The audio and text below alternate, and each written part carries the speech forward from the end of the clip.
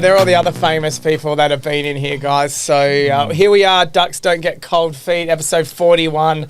And we are very privileged to have the Marmalade crew here. Interesting name, Marmalade. I'm sure there's a bit of a story behind that. But I'm a bit excited. You guys' claim to fame has been exceptionally fast and fierce.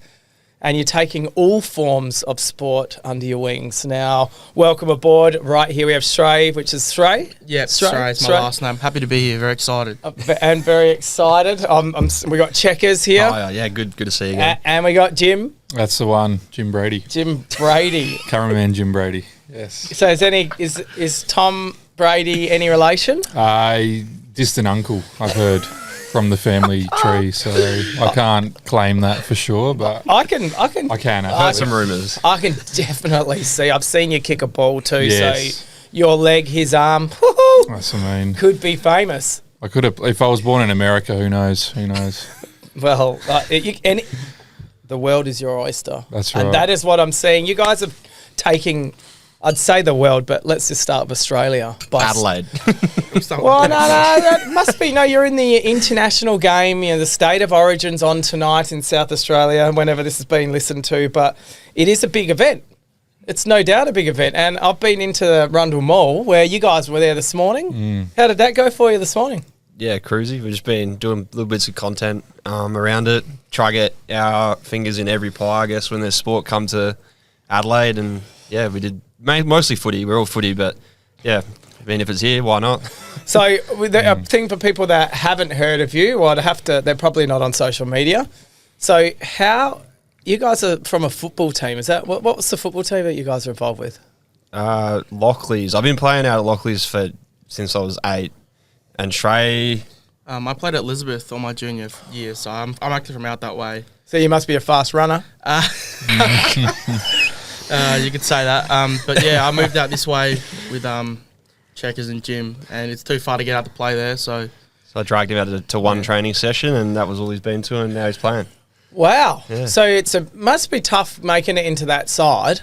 The Div12 is probably the most very high standard of football. Yeah. Short of Adelaide Crows and Port Power, you guys to me are the third biggest team in Adelaide. Arguably. Yeah. It feels like it sometimes. So you guys getting big crowds at the game? They're growing. They're growing week to week. We had like 30 people at one of the games recently. That was the game we won. So that was awesome. That's good. Yeah. But yeah, we were planning some things to try to get more and more crowd out each week, or more and more people invested in it. So that's the plan. And maybe one day we'll get 10,000. Yeah. Why not? Well, anything's possible. I mean, it's nothing. I was one of these people before kids. I used to go out and watch. I'd watch sporting game. Like I'd pull up somewhere with some lunch or something and watch a sporting game. Since kids, that's never happened. But that's when I had time, and those were the fun days. But playing football, always been a passion for you? Yeah, definitely. Always been a major part of my life. Love footy. So. And you guys? I gave it up when I turned 17. I'm not very good at football. We figured that out. What do you mean? Like from what I've seen, I think we should talk about your shin splints. Now, I've watched your career take place in front of my eyes, and when I saw you having kicks at half time there, and you had to sit out a bit because of your shin splints. Now, can you talk us through that? Yeah, what's that pain feel like? It's a deadly disease. It affects probably like 1 in 5 Div12 Ressies across the country. It hurts. It's like I don't know how to describe it. It's like getting shot in the shin with a shotgun. It's terrible. You can't run. You can't do anything, and then your whole day's ruined afterwards. Well, the first time he got them, we were driving home from footy, and he's in the front seat, turned to me, and he goes, "I'm only 21 and I'm getting shin splints. Jeez, what's going on here?" Not even understanding that like kids when they're 12 get shin splints. He thought he was like that was the end of his career. It was him. It was like arthritis or something. AFL players get it. I'm pretty sure. I have had shin splints. I didn't have an understanding of it. So I can feel your pain, and I just had to back everything off. And then start again. Now I was running 5 times a week. I was doing CrossFit for every other time. Sounds like you. CrossFit, never heard that before in my life. So, yeah, I don't know why I've got it. It's just, God's given me this terrible curse, and we'll fight through. We'll have a crack, see what we can do. Actually, I went to the physio the other day and they sorted me out with some exercises. Who was that? What physio did you go to? Smart Physio. It's in Payneham. They were very Physio helpful. Smart. Physio Smart. Physio Smart. So Go on, Ray. Apologies. it looked like you had a physio person for every part of your body. We Is did. that Yeah, true? I was a bit intimidated. I felt like I was a little bit of like a test hamster. But Yeah. they did sort me out. It was very nice. They put me through the test. I was getting hot and sweaty after the exercises, but it was very good. I'm very, very thankful. So you weren't exercising, just what they... I was stretching. Then stretching's hard. Very, very hard. Yeah, I know. I've heard that. But do you think that they're going to give you a plan? I mean, most physios I know, you got to come back 10 times, take all your money, make you stand on a door, move left, move right. I mean, it's a bit of a con, though. They're actually really good. They sent me like an email, like a plan, calf raises and stuff, all that. What's happening this weekend?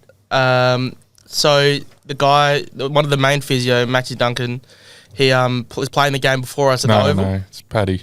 Oh, it's Pat. Sorry, my Yeah. apologies. He's playing on the Oval before us. And he's like plays for Adelaide Uni, so he's gonna come off and strap my shins. Coming off the game early to come strap my in. shins. This is Before my game. amazing. He's sacrificing his own football career Yeah. so that Wouldn't see he's that in going to AFL. walk so that And you he's a can run. jet too, so I'm all about him. Okay, I'm excited for you, but aren't shin splints, don't they take a long time to get better?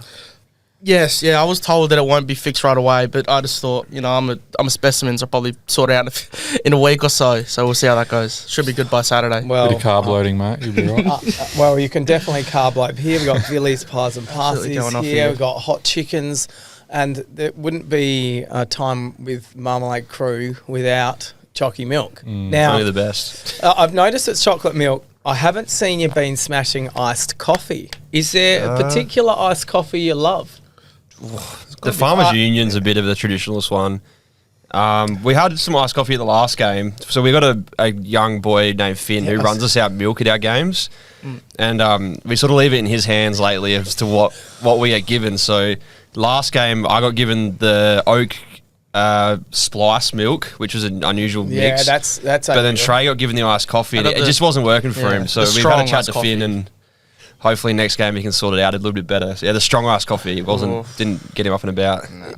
Well, you didn't get a touch. No, I didn't get near it. He's blamed Didn't Finn get for near it. He's blamed the milk No, runner. Finn is absolutely the man. He's the Well- greatest man of all time. Well, you were beaten by a more superior team, were you? Like, Teams we don't talk about. like Can't remember. Better What on the was- day. It was Better on Henley. the day. Henley Sharks, I think. I think that was the team. No? They're gonna love this, by the way. We have to They're bleep gonna that bit absolutely out. love this.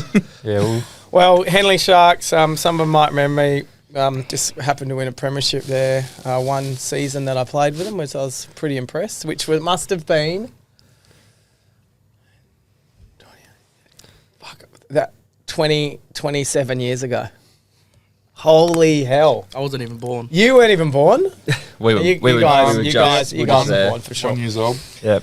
So, coming up with some content, you guys have been coming up with all sorts of content, predominantly footy related. I think for people that haven't heard about you guys, it'd be interesting to hear.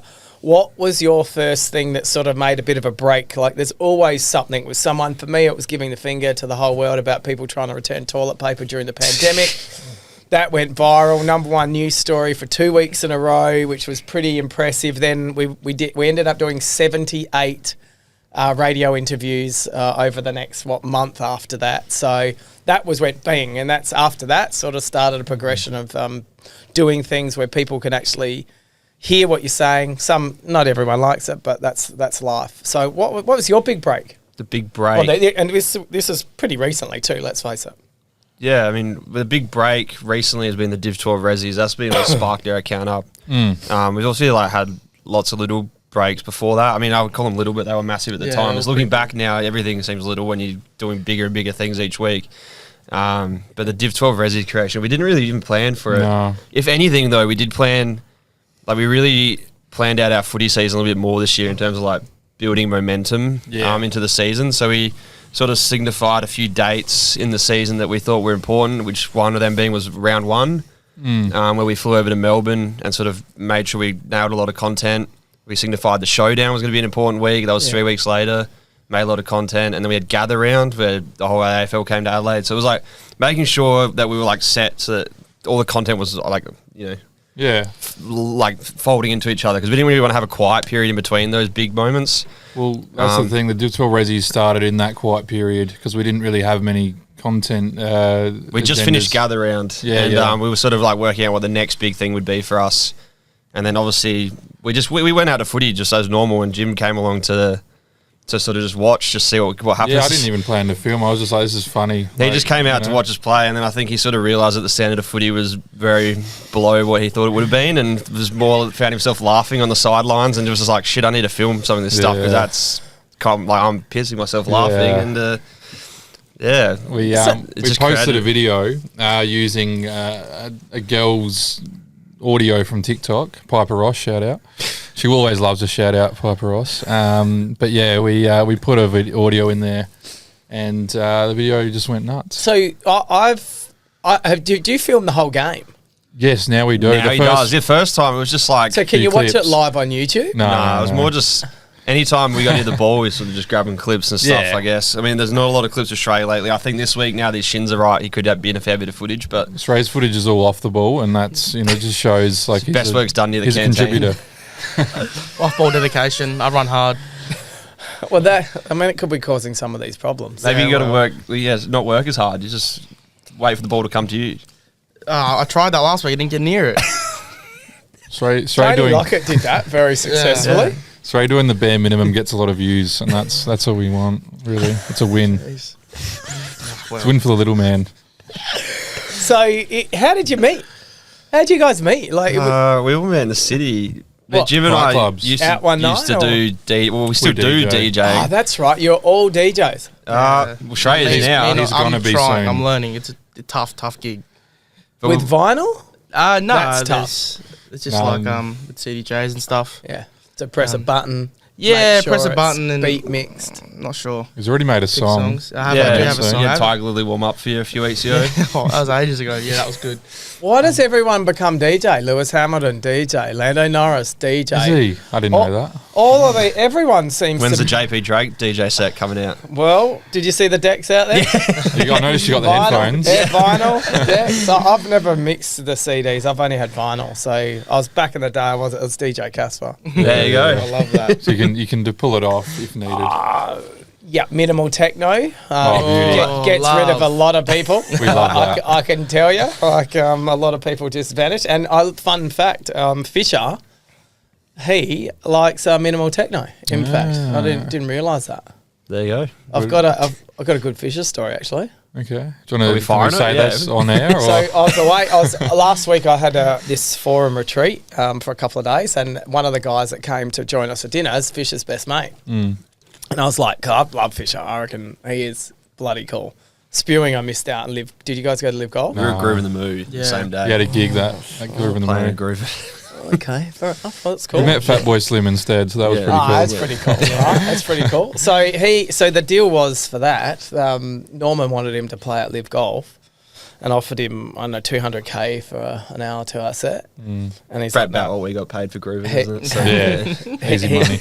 He's like, no, I can't do that. I actually don't know how much I can tell you it was, but it was. So then he said, no, I can't do that. He had his piece in Ibiza, and then from Ibiza, Norman goes, no, we really want you to play. So they offered him just shy of $1 million. Picked him up in his Gulfstream jet, came down, played in Adelaide, and an hour after his set, jet back home. He had a jet to Coachella, didn't he? He played. Yeah, he played Coachella. Coachella. The next. So the same's happening for you guys. Pretty much, yeah. Drove ourselves to. We actually parked at Wayville Drake. Sorry if we. We actually did. Sorry if we stole the car park. You had the signs there. Did you get a ticket? We didn't. No, we just run the risk. Must have recognised us. When you're getting paid just shy of $1 million, a ticket's not going to be a big issue. So. It's the price you pay. Oh dear. Yeah, we parked at Wayville Drakes, walked across, got inside. So DJing Highway In. Huh? Yeah. No, that seems to be the go. Yep. Saturday night at the highway. Yeah. That's the way. I haven't been to the highway for a while. I had lunch there. Maybe we're booking for a DJ set there. Yeah, why not? Mate, I can. Well, that was the fact about Fisher was that city likes him in techno, and this bloke had clubs, and he had to tell him, mate, you got to play a bit more housey because the people here don't like techno. And evidently, if you went to live golf, he actually played quite hard. Like it was a good set. Anyway, so who's got into the DJing career here? Us two at the moment. Jim probably had the biggest career. Yeah, I toured around Australia, playing a lot of regional gigs in like North Queensland, New South Wales, Tasmania. I'm hearing backpackers. Yeah, a lot of that. Just a lot of one time interesting people I played to. Even met, we were in Wallaroo and we were playing at opposite pubs. Yeah, we didn't even know. It's about 2016. Worked this out this year. He was DJing at one pub in Wallaroo and I was at the other one on Australia Day. Yeah, it was. And we didn't know. And then we met like 4 years later. Like you played that night. Competing headliners in the Wallaroo town, you know. Fine. Cooper's Ale How many House. did you have at your gig? He was like... I had about a couple hundred. I had 3 people at mine. So played at the Ale House to 3 people. Still got paid though, so that's the important thing. Yeah. Mate, that's the main thing. How were you both into DJing? I just stumbled on it. Yeah, for 10 years. What did I do it for? I just did it. Yeah, I just got offered to play one night and I was like, I don't know how to play, but I'll try. And was that with vinyl? Nah, this was on CDJs. Yeah. Okay. So we had a crack and... Vinyl's a lot tougher. Very tough. Never touched it. I don't think. Yeah, I wouldn't bother with that. It just seems a bit complex for me. But I think like you, with the vinyl was okay because there were 2 things spinning. Now with the CDJs, as you call them, like you can do repeats, you can do sound grabs, and that's a lot more complicated. Yeah. Is that you doing that? That's what I'm struggling with. Yeah, that's very very hard. I'm not, and maybe I've just got poor taste in music as well, so probably not Flash. What were you playing? The Lazy Town theme song. Lazy Town theme song. Cooking by the book. Yeah. what sort of music are you guys playing? We started off maybe doing our own stuff. Like you were more drum and bass, and I was more like Melbourne. I was dubstep, drum and bass, a lot of underground UK stuff. Yep. But there's just not a lot of gigs for that. So to get like regular gigs, probably had to move more into the pub scene, commercial, top 40. Yeah. And that works. That's where the regular gigs are at. It took me a few years to realise you got to play for the females on the dance floor. You can't play for the males. So we got there eventually. Not there's anything wrong with that. The theory is if you keep the females on the dance floor, the men will also stay there. So that works. Tricks of the trade. Yeah. Watching. Yeah. Who's teaching these mastermind classes in DJ? No one told me, so I had to learn that one out through many failures. If you could give 2 tips to any up-and-coming DJ, what would they be? I could use these ones. Download a lot of R&B. Taylor Swift is your best friend.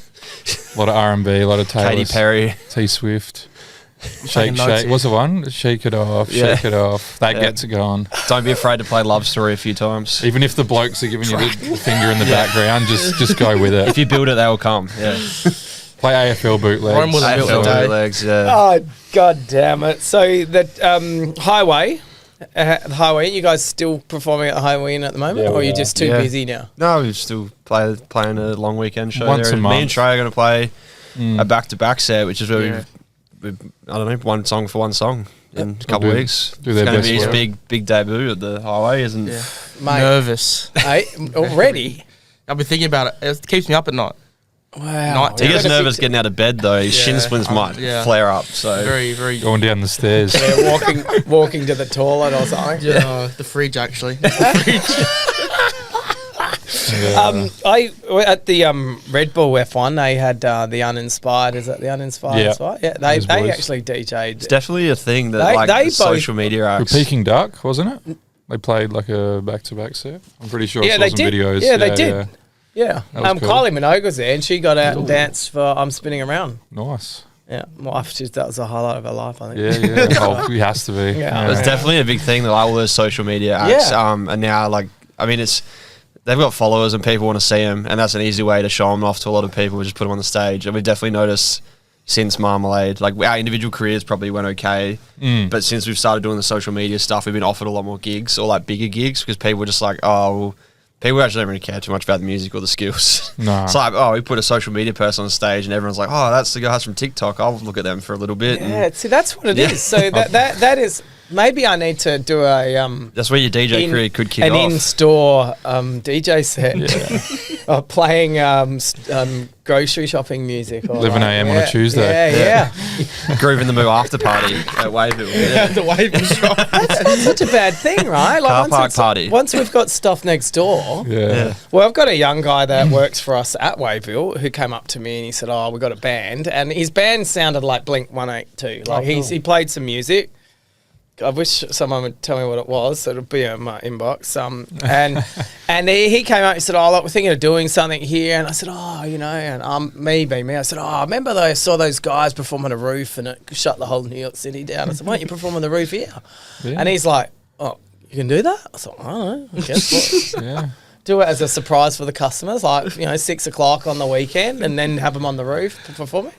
6 a.m. on a Tuesday when you got the neighbours. Maybe I'll stick to the safe spot with that. But I was like, it seems to be music is always an inroad to things. And when I'm seeing all these the F1 drivers that are DJing, like it appears to be everyone wants to be behind the DJ booth. Have you guys had any good? Let's say, have you had one, yeah. Have you had any One, yeah. good memories of people wanting to be behind a DJ booth? There's one gig that sticks out recently that we had where we weren't DJing at the time, but someone else was DJing. And we sort of hijacked the microphone and told every single person in the venue to get behind the DJ booth. To the point that was like about this is excellent. 80 people behind the DJ booth with this poor DJ trying to do his thing, and about 3 people on the dance floor, and we were shooing people into the booth trying to get in there and seeing how many we could pack in just to make not so much to try. I mean, it was just a bit of a laugh fun between us, screw his night up a little bit. I don't know, But that was a bit fun. Now they're doing it all around the world. It sounds competitive. He loved it. Yeah, they call it the boiler room. The boiler room, which is what we're doing at the highway in a few weeks. We started it, and now it's where the DJ deck gets pushed out a bit into the middle of the room, and there's a 360 dance floor. Oh, so it's exactly like the boiler room. Yeah. Do you watch that YouTube? Yeah, we watch it all the time. That was what inspired the pushing everyone behind the decks. We're like, let's create our own boiler room. Am I wearing it? Yeah. Are you? You are watch too. it. Yeah, the boiler room class. is the best. Yeah. And you can see some very interesting shit going down too. Yeah, we flew to Melbourne recently to go see it over there, like the official YouTube. Really? Yeah. We went just for that as well. It was Fuck, you guys are like Batman. You're everywhere. No? We try. We try. Like, it seems to be like everything you turn on at the moment is you're there. What's your biggest social media platform? TikTok. But then TikTok's probably also the easiest platform to grow. Algorithm's just so good. It's like how much, I don't know, sometimes we wonder if TikTok, like the following and the play counts are massive, but I don't know if they're like... If they're robots in China. Like kids in overseas, or, like how much of it is relative, like how many of those people that have clicked follow or like or play actually know or tune into who we are. Like I feel like you can build more of like a brand and a culture on like Instagram or something, but... Yeah, TikTok definitely get the massive view counts. Everyone's like, that's what attracts people to it. It's like Insta's king. Yeah, well, you guys have had over 4 million views on TikTok. 4 million likes. Oh yeah. Yeah. Overall, yeah. Okay. Like in such a short period of time. I'd say in short period of time, but how long have you been making content for with the... Probably almost 2 years now. Close to 2 years. Wow. Very, very it seems like for me, a few months. Yeah, that's when it's really kicked off. That Div12 stuff, like, it almost doubled all of our stats. Yeah. That's gone ridiculous. So Jim here, you could say Jim's the mastermind. The genius, the mastermind. Well, I wouldn't give it to I'll humbly the decline Quentin that. Tarantino. Yep. Cameraman Jim. Yeah. This is actually on the Today Show. They put his name on the screen as Jim Brady, cameraman. When we first started Marmalade, Trey was the cameraman, and we got some merch printed up with cameraman Trey on it. I should have wore it. I had it in my... Now we've shifted the cameraman title to Jim. It's been a I transition. prefer the Mark Winterbottom Ford performance racing kit. Ford performance racing kit. Op shop. It's pretty, mate. You guys have got some stylish get up. And before I get into the stylish get up, Marmalade.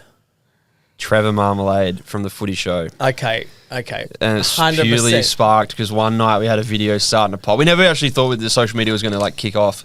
We just had this account. Video started to pop, started to get some followers. We're like, oh shit, because we just had one of those like user 10239678. What do you know? Yeah. Well, and we're like, well, shit, we need to come up with a name real quick. And we all work in bars, or in a sense, nightclubs, DJing or bars. Yeah. Hospital. And we all love footy. So, footy, bar, Trevor Marmalade on the footy show. He was a bit of a character. He was a You know what comedian. he's doing now? No idea. Try to track him down. We'd love to kick a talk with him or something. That'd be a good shout, a real full circle moment. Yeah. He'd be old now, wouldn't he? He'd be in his 60s. He appeared on the final footy show ever. Yeah. Yeah, we looked back through that footage, but... Because he was a bit of a character, and did he do Hey Hey Saturday? Yeah, as well? I believe that was Yeah. it was just a bit before my time, but yeah, I remember looking Yeah. it up. So that's where it's from. Okay. Yeah. All right, I would have thought it had something to do with spreading something, like disease or marmalade. Nah. Spreading shin splints. Spreading shit, serious well. disease, that one. Yeah. or the jam. Contagious, is it? I'd Stay away from me. Yeah, it seems like it is. Well, not getting touches, Yeah. that's I'm contagious. just helping the rest of the footy community out. Yeah. I think it's harder to not get a touch than it is to get a Okay, touch. come on, man. Seriously. Jeez. So Well, that's a compliment, wasn't it? Oh, you're kicking. One of the first videos I saw was you doing a torp over a pub. By the looks of Yeah. it, looked like a pub. You scroll What- back a bit. So what was the story there? The very first talk video. So that was that one of your. That's it. We've made it. We can kick balls over shit. Yeah, that was the first footy video, I think, that we kicked off. We just had some random pieces of content on our account before that, just like anyone that's got a TikTok account, just like a few bits and pieces. We had one video really big of the pizza falling in the bathtub. That's What was that one? an old Snapchat I had on my phone where I was trying to eat pizza in the bath after footy and the steady table broke and the pizza fell in the bath. I think that was what blew the account up initially. What, you were filming that shit? Yeah, I was trying to send a Snapchat to the boys being like, look at this setup. I'm such a smart genius eating pizza in the bathtub after footy. I was doing a salt bath. Yeah, I'm with I ya. got absolutely slaughtered at footy. I was like, salt bath pizza, killing two birds, one stone. And unfortunately, the two birds just merged together and It's a serious had to start again. Drop in the footage. But yeah, that blew up. I think that got like 5 million plays on TikTok. It was like the first big video ever done. But then it was like just shared virally. I still get tagged in them like once a week now. on Just ESPN, didn't It it? was on ESPN, the Ellen America. Show. It's America's Funniest Home Videos, like all these weird places. We just get tagged them all the time. Like, You guys could have almost. Yeah, that was almost on. That would if that kept on running, they'd be calling you up. Yeah. Ellen Potentially. DeGeneres. Yeah, maybe. maybe. She's still going? No, she finished up. Nah. Oh, that's why you didn't get a call. Don't watch daytime TV, But then unfortunately. we didn't really know what to do because that was not really a video of substance. Like, hey, what? We just keep dropping stuff in bathtubs. Like, I mean, I think we did a few follow-up videos, and this sounds so dumb, but we did a video taking a pizza out of the bathtub and hanging it on the washing line. And I was just like, that was the sort of like track we were on early. I was like, this is not going anywhere really not good. with substance. So then, yeah, we were at the pub. Some people sort of give you that when you get a video that gets like 1 million plays. People like sort of give you the ribbon, like, you're a TikToker. Like, we weren't. We just had maybe like 800 followers or something. Yeah, probably not even. And then bad. we were at the 1 pub, million. and the guy behind the bar said there's a footy across the road in the kindy. He's like, you guys should try to get that down and kick it over my pub. Then I can get some like a shout out on your channel. So we did that. We kicked the footy over the pub, and that got like Yes, Frank, I pressed another one of them, mate. 200,000 views on indulge. overnight of the footy on the pub. So the next day we were like, shit, if that's going to get views, let's try it again. So we took some footies down to IKEA and kicked them on the roof there, and that got like 300,000 views. Then we went to what? Did they know? No, we didn't tell them Early about it. days, we were real rogue. We didn't even think about any sort of like ramifications that might repercussions. come of this. So we were just kicking footies on roofs all around Adelaide. So we didn't hit any Drakes, so you're safe there. Yeah, we were, One we did want to hit was Drake's Film Gardens has been where I've grown up my whole life, and there used to be a massive Target sign above it. Yep. And Used I to be a red apple. Wanted to try kick at the Long- Target, and the day we went there, they were pulling the Target sign down. So because it's obviously turned into a Woolworths now. So Yeah, well, What's that word? We won't yeah. blow that one out. I've That never- one you I've can't never- blur never Don't out. worry, shopped we at still Woolworths shop in my at the life. we still shop at the Drake's Foodland because I've lived across that from that thing my whole life. So we're in there the other week having some Ressies handbags and Yeah. chocky milk. Always. The one advantage you've got going for you there that the Woolies don't have is Woolies don't sell Fluorio milk. And Yeah. you guys That's sell not good. when we go That's shopping, great. that's the toss up. It's like Fluoro banana This one right versus I don't know what they got, Big M. Fluorio. Yeah. I mean, That's the selling point for us. Have you guys had the Chuppa Chup milks? yeah. Yeah. Yeah. I What'd don't you know. I think wasn't of a those? massive fan of them, but Yeah. yourself? Yeah, not a massive. It's very sweet. Sweet, very sweet. But so's the Chubba Chub. Yeah. I mean, has it crossed your mind that you guys could be the milk connoisseurs of the world? Hopefully. Potentially. Like, I think Drunk a lot of it in do my you time. think that your taste buds can tell what region the cows are from when you're tasting that milk? We did a tasting video the other day, and I knew we all were spot on with them. Well, you know where orange juice is from. I hate orange juice. Can you give us a line? No, I hate orange juice. Say the line. Say the line, Trey. No, I'm good. He screamed at the end of the video saying, "What is that?" And everyone's People been sending us messages about it. Really 'cause liked it's- it. That's a T-shirt. Huh? Yeah, That's what a is T-shirt that? for Catchphrase. sure. Cash. It's a catchphrase. Yeah, I just hate orange. I just think it's terrible. When I was drinking chocolate milk and my taste buds were excited, they were screaming with joy. And then I tasted this orange juice and they like just jumped off the tongue bridge and said, nah, not having any of this. I've noticed that you guys can pick up the regions that the milk's from in some of your tasting videos. Yeah. I mean, why haven't you been snapped up by? The problem is if you get snapped up, you can only drink that one milk for the rest of the time. That's exact. And it's when a you're a good drop. connoisseur, you can drink whatever you want. Yeah, and if tell we got the world. snapped up, you got to buy the book. But at the moment, we got a library card. We can taste every milk under the sun. So Open to negotiations, though, milk companies. Yeah, we very much are. So, do you guys think that the milk tastes different in China? never had it. But one thing I I've would done, assume so. every time we go shopping to the supermarket, we look through the fridge for new milks because we've done every single milk in the fridge. Like it's like worked our way through. So when the Chuppa Chup ones came out, we were like, yeah, we need them. Or like Florio released a lactose-free banana, and we're like, we have to go get that because it's like there's new flavour in the fridge. So Yeah. I noticed reading through your comments, there's a fair bit of chat about people wanting you guys to start an OnlyFans page. Oh, I think that was just for Stray, wasn't it? oh Jesus Christ. Yeah. Feet pics. shin pick. Shin pics. Oh. We gave away a few free feet pics yesterday with the post of your shin. Oh, You had yeah. no socks on. I The pups are out. They told me to I take was worried my about socks too. I off. wonder whether to censor them or not. So, Yeah. do you, For shin you guys pics, thinking maybe. about? I've heard you thinking about an OnlyFans page. Yeah. Yeah. Well, We'll leave that for Tills. I mean, yeah. yeah. good mate. She's. We saw she was on a previous pod as well. Yeah, we Yeah, love Tilda. She's yeah. amazing. Like, Yeah, she came in for a podcast, and Oh, why not?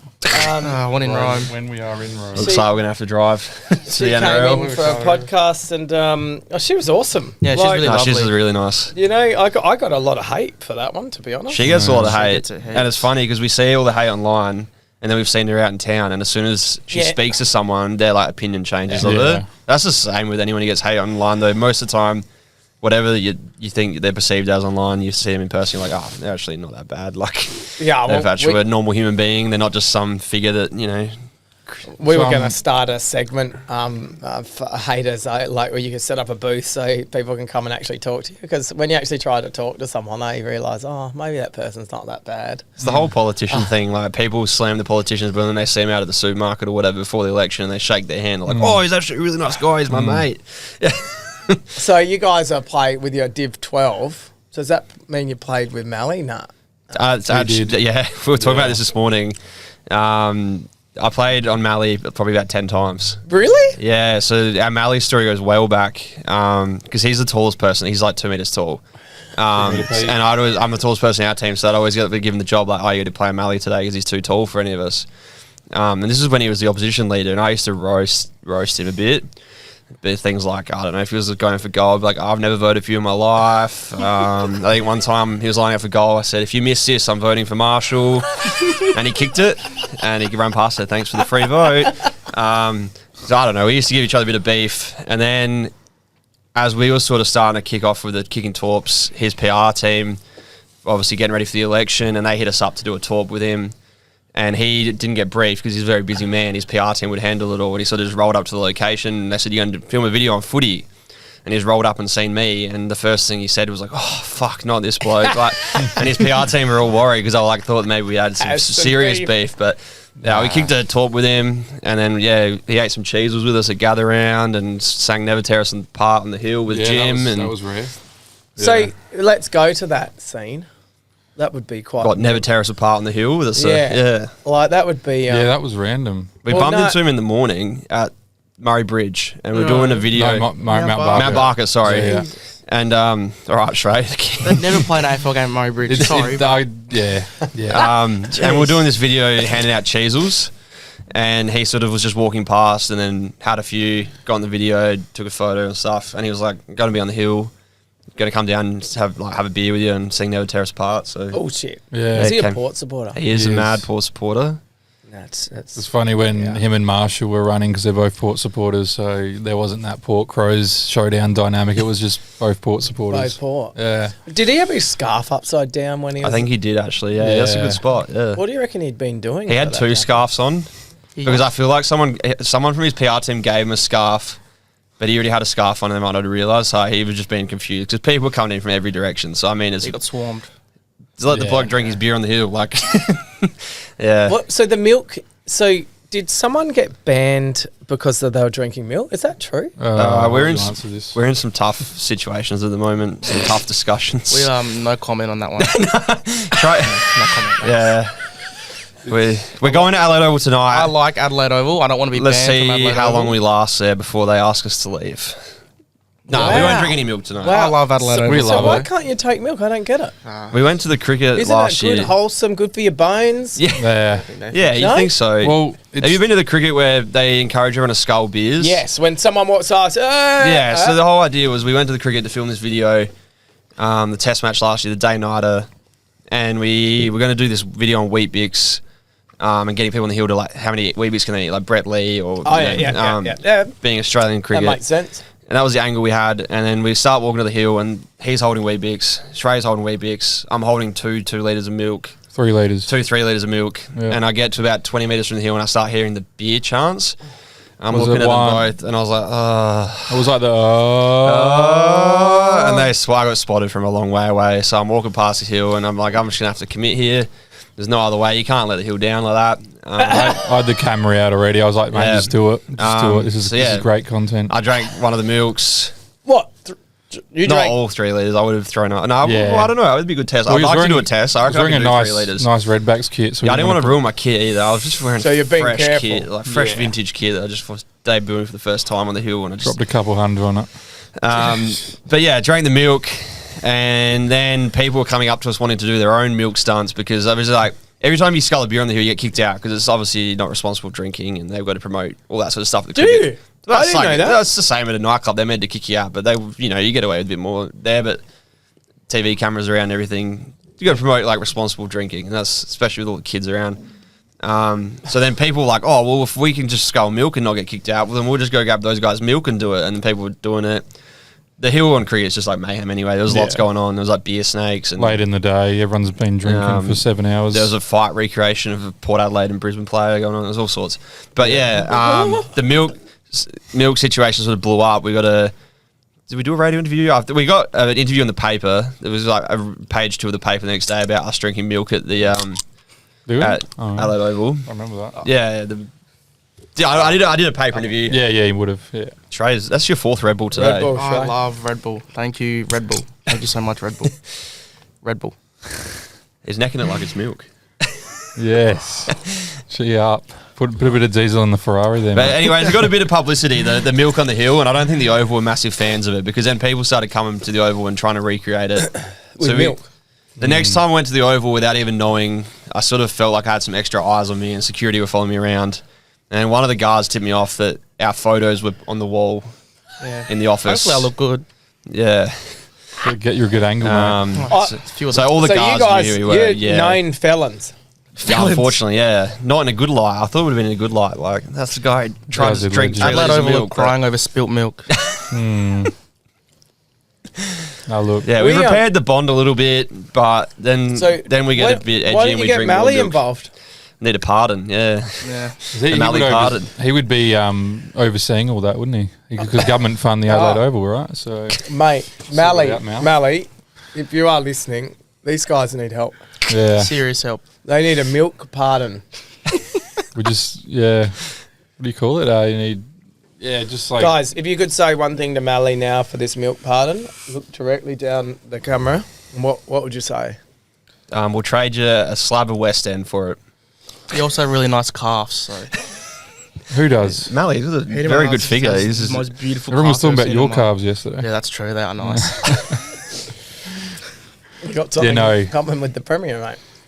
We would love Mally to come out and play the Div12 Ressies soon as well. So that's probably another thing. Is he playing still? No, they played one last game after he got elected, but I think the heckling and the press would be too much for him. I think someone would just line him up. Yeah. It wouldn't be A Liberal Party person would just pay someone. Yeah, I'll give you $1,000 to line him up. Knock that man out. Heavy. You can say that's right. Keep it in. Heavy politics and Div 12. No, we don't combine the two, but you know. Mate, it's not like Trump's playing. Well, Could be. We could send a few emails out. We're trying to get some big recruits out at the moment. Oh yeah. Yeah. Okay. So what are you trying to? It started with Karl Stefanovic. Yeah. That was one that we're trying to attract. But Is now, he coming down for the rugby? No, He should be, He should have been, but I don't think he is. I think the other guy came down. The other. Yeah, we're going to approach a few. We're thinking of trying to get a few out. We need a few star power recruits because Trey's not Jarman? reckon- Yeah, Charles, could be. Modra? Yeah, how can we get out there? The Modra still play football in Victor. Well, he was playing Victor last Yeah, I heard time. he was playing a bit. I was more thinking someone with no skill, but yeah, these guys are too good for Div 12 Ressies. Like, Look at big on the Fluorio milk as well. people who are willing to drink milk, not willing to get a touch. That's that's it. Well, yeah. That's the key resume we need for a Div 12 Resi. Oh dear. So kicking balls over buildings. Now, your first one was the local pub. Yeah. You set a Kia. You've attempted to kick a ball over Drake's.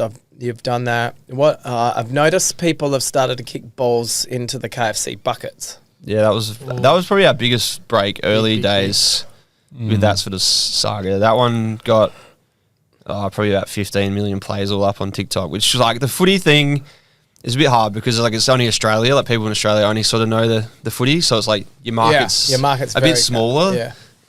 So you can't expect like humongous play counts for like just kicking footies in Australia, like because it's only people that understand AFL would get it. Okay. But so the KFC factor, that's a worldwide thing. So then people we got a few recreations, people kicking soccer balls overseas into them, and that was sort of sent us a bit international. So KFC, what's your favourite meal from KFC? I don't put that stuff in my body, so I wouldn't Well, know. you do. You do. I've seen it firsthand. You did last it's in our week. rubbish bin right now. Yeah, I've got a video of you packaging. eating KFC. I had a zinger I'm going to box post the TikTok later. Yesterday, actually. Last week we had a yourself. family dinner box. Oh, jeez, that was a lot. What KFC do you go to? Well, Fulham Gardens. What's the other one? Henley Beach Road one's good. Yeah. The worst KFC outlet is on Green Hill Road. They got a big bucket Kind of too. right. Glen Osmond Massive Road. bucket. I've Yeah, been there. I've been there. I had been there 3 times. Twice of them they had no chicken. Twice. Jeez. Not once, but twice. No chicken. Now, I'm not that good at business. But if I owned a milk shop and I had no milk, Yeah. I think it'd be a problem. True. The centerpiece of the business is not available. The chicken. I like an old Zinger burger. If I'm going to Yeah. get something, I like a Zinger Yeah. burger. Zinger, but it has to be. Actually, the worst KFC was Renmark because up there because I was on the way to a gig, almost had food poisoning and died before I even got on the deck. So, So I'm assuming KFC be throwing sponsorship at you guys. some of them are good though, and love that's the ones we'll KFC. focus on. The good ones, you know, Yeah, so- Mitcham, Fulham Gardens. Yeah, they're good ones. But what did Elizabeth. KFC think of the 100 million people starting to kick balls into their They buckets? ended up having to rip all their buckets down and replace them all. They put lids on a few of them, and then the rest of them they sort of turned into those chip packet, like the smaller buckets, the sort of like flat buckets. So yeah, Are I don't know. you Yeah, no, serious? dead serious. We did the video, and then about 6 weeks later, we went back to film another video at the same KFC because we were just like, if something goes viral, you might as well just delve into it again and see what you can milk it for. Flog the dead horse. Flog the dead horse. Yeah, so we were I just think milking it. Milk the dead horse milk the dead horse. All right, now like that's that. until all the milk's out of it. all right. Yeah, good. Well, we went back there with I'm trying to think what we did. We did frisbees. So we're trying to throw frisbees in the bucket. Then we went back there with a drone to see if we could see what was on top of the bucket. And Couldn't get. There was a really windy day, and the drone ended up on Port Road, or what is it, Commercial Road at Port Adelaide, and got hit by a car. So, so but yeah, then the next time we went there, the bucket was in pieces, and at first we were a bit upset, but then we realised this is a content masterpiece, and then then all the buckets in that same time around Australia got pulled apart and reshaped, and people were sending us in so much content for us to use from all around Australia. Then one guy salvaged a bucket. He took it home and sent it in his backyard. Always. Like one of the It's been tradies. a dream of mine to have a bucket, KFC bucket at home. Yeah, well, we had it in his backyard, so just collecting rainwater. So you're trying to tell me the buckets didn't have lids on them? Well, our footy went in there. Footy got stuck. Well, Couldn't get it back. it's weird though because We got it back. in the wet They ripped it weather, apart. Yeah, the must footy have a got back. drainage pipe if all the water gets in there. Yeah, I Maybe think water. there's a drainage pipe. Yeah. So did never know. KFC reach out to you and say, hey guys, love what you're doing? Yeah, we got a message to say you can come pick your footy back up from Port Adelaide. Yes. Oh my God. Yes, I remember that. That is the best. So we went and grabbed it. But that's all we've had. I mean, probably weren't. I don't know if they're the biggest fans. That was when we were doing rogue stuff. We didn't They were getting a little very bit silly. straight. They were a bit We're getting silly. And we were kicking footies on roofs without asking and not even thinking if there were solar panels up there. Or But So- now we've tightened up a little bit. We're a bit more conscious of what could go We're wrong. brand friendly. Do you, The do what, pros you and actually cons. ask for permission, or do you do it and then beg for forgiveness? Well, when we were doing it that way, we did say it's easy to beg for forgiveness and it is to ask permission. 100%. Especially if the video gets a lot of plays and that business gets a good plug, then, Because in the end, that's what everyone seems to be looking for, right? free promotion. Free promotion.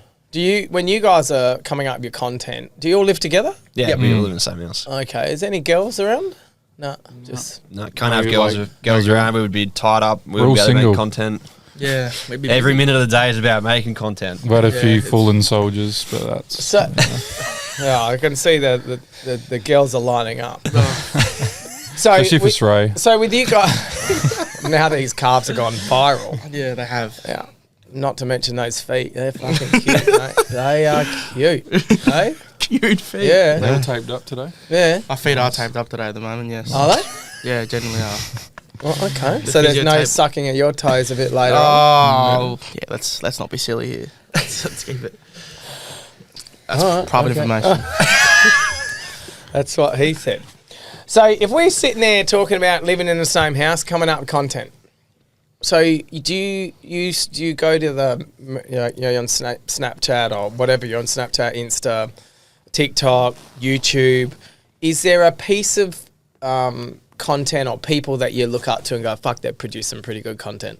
You don't copy it, but you admire what they're doing. I guess you want to go first. Heaps.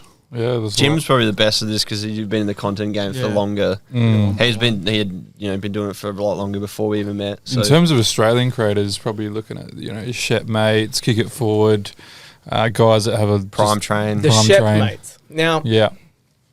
they're fucking good. Yes. Very very marketable as well. Right, and I watch all their content. I watch because I think it's quite. But I've come to the conclusion, their voice or lip sync is so accurate. Is that a program? Because they are bang on. Like, With the, Yeah, I wonder if there's a few takes. I wonder how many takes. Voiceovers? well, he does the takes in one. You watch that because his moves and that. That's one take every time. And when you actually go back and watch them, because I've thought, how do they get like there's a bigger gap for 20 seconds, and they're like, oh, and then he's bang. It's bang on it's perfect. It must be playing. I'd say they- their camera roll would be pretty full. Yeah. They'd have to be. I wouldn't, you get better with practice, no doubt. But like, They're just amazing. yeah, it's a good skill. It's a good skill because they got the right inflection. Tildes needs some work on her lip syncing. I'm just saying, From Tildes, TikTok. if you are listening, Creative Tildes- criticism. Creative criticism. Yeah. Oh, well, take it or leave it. But they are so good. Like, and the lucky part for them, they can go into so many different sports. In fact, they are doing bloody all sorts of sports at the moment. Big time. I think they're coming down tonight. Yeah, they're going to be Yeah, the they'll be Oval there tonight. tonight. So So would you meet those guys? That'd We'll be- catch up hopefully with them. catch up with them for a jockey milk. Yeah. Yeah. And have you talked to them before, or you sent messages to them? Yeah, I definitely. did a video with them last week for State of Origin, but they're just very busy. Like, what they're doing is like very marketable and they're wanted by everyone. So it's like very hard to get in contact because they're like top of the game at the moment in terms of like Australian sport. So I haven't actually looked at their numbers. I don't know, but when you watch their content, it's pretty good. And one of them seems to be way more the front runner. They also like Yeah, I wouldn't know which one it is though, because they're identical. yeah. They are twins, huh? Yeah. They are. Yeah. Oh, One of them plays VFL footy, yeah. which is like that's a One below. handy connection to have. Yeah, one step below AFL. So they fit the mold. Like they're got the mullet, the moustache, Australian. Yeah. You know, tall, athletic. Yeah. They're very marketable. That's definitely. Whereas like me and Trey, two larger lads. Well, you guys stand. I mean, shins. the three of you guys stand out, and I know you're throwing Jim behind the camera now because maybe he's the most attractive he's one. a bit too So good looking. yeah. I've got the AFL rig on me. So Sit at the car before. That's criminal. yeah, Stray didn't like that in the car, so he's not going to like it now. And I can see why you guys might want to put him in the background because he might take the race. You can't have a the rip guy race. drinking chalky milk. No one's going to Doesn't watch work. that. Yeah, Doesn't work. And I think that's why your image or persona, I think that's because it is actually you guys. And is what you see is what you get? Like, do you wear retro Yeah. This gear? is normal Yeah, every it's day pretty authentic. wear. All op shop. And the funny thing is, before we did the content, I think I probably don't know about you guys. But I used to get like a lot of comments saying that I was like weird and like unusual and like stuff like that. But then as soon as the content come out, everyone wants to do that as well. Yeah. And it was like, nah, you guys used to call me like. Yeah, but it's a lot pretty- harder to copy, right? Yeah. To come up with your own content is stuff that's relatable to you. And that's why it works. And that's with our content we produce. You know, obviously, I'm in the supermarket game, but we do things that are relevant to food generally. That the podcast technically started because we talked about food, and then it just got into just hearing about people's lives because that is everyone has a very interesting story, even if it's about shin splints. But everyone has a story. It's just a matter of most people actually don't get a chance to actually say it. And to see you guys seem like what you are is exactly what you get, and you can't fake that. Nah, definitely not. That's the number one thing, is being authentic. Definitely in the DJ game, I used to notice a lot that it was a lot of people faking it. That's the whole thing. You got to fake it in the DJ industry, and you want to like put on this persona that Jim would probably feel. I don't know if you feel this, but like that whole industry has got that sort of background of like you got to fake it, and you got to dress the same, you got to dress the newest clothes, and you got to play the newest music, and you got to drink this, and you got to be here and be there. But then in the sporting community, which is why it's like I enjoy doing this sort of stuff so much, is that it's just like we can resonate with all the people around the country that aren't good at footy, that are like us. You know, they're not exactly like us, but there's like Of course not. amount of people playing footy. There's like a lot that just probably are. It's more average. relatable to be bad at footy than it is to be Whereas good. like no one can relate to being a DJ. Only the people doing it, and they're all faking it to be the same thing. Like, Okay. who's relating to that? Like, who's relating to having a drink vodka Red We Bulls can't every relate to night being- and wear black t-shirts, or whatever. But everyone around the country can relate to this. So it's Yeah, like definitely. it's enjoyable just chatting to all the people we meet along the way. That like, I play Div7 and I'd have a chocolate milk after every game, and I've been doing that for 10 years. I'm like, we actually do that like legit too. It's not just for the video. That's legitimately something I've been doing since like under 14s. Like, So when you're being authentic with your branding, you guys all live in the same house. Do you dedicate time to come up with content? Like, is it like, okay, guys, or is it just sitting down and you're just throwing on, look at this, have you guys checked out who's doing this? And is it a structured approach to coming out with content? Because they do say, I mean, you look at the Logan guys, they were all living in the house they had together. there's the Hype House overseas, that show where they put all the creators in the same house. and they put them all in the same house, and they were coming up with all sorts of shit, and all of them were huge in their own rights in the end. But originally, they all started with nothing, put them all together in the one house. Yeah. And you can see when they do that, when content creators get together, they actually get to create content. Yeah. Now, I think that's great.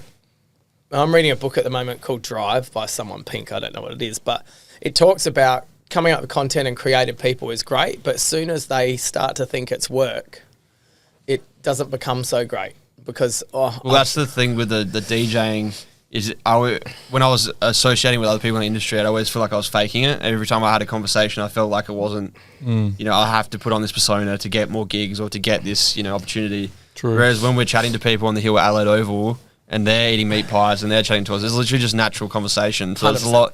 it doesn't feel draining. It doesn't feel like stressful. Yeah. because It's just literally just like what you do on a normal day out of the footy, and that's the best bit about it, is that we can just be so natural. When kids come up to us and ask for a photo and they're like, do you want a chalky milk? And I'll be like, yeah, sure. Like, like this is, it's like natural approach to it.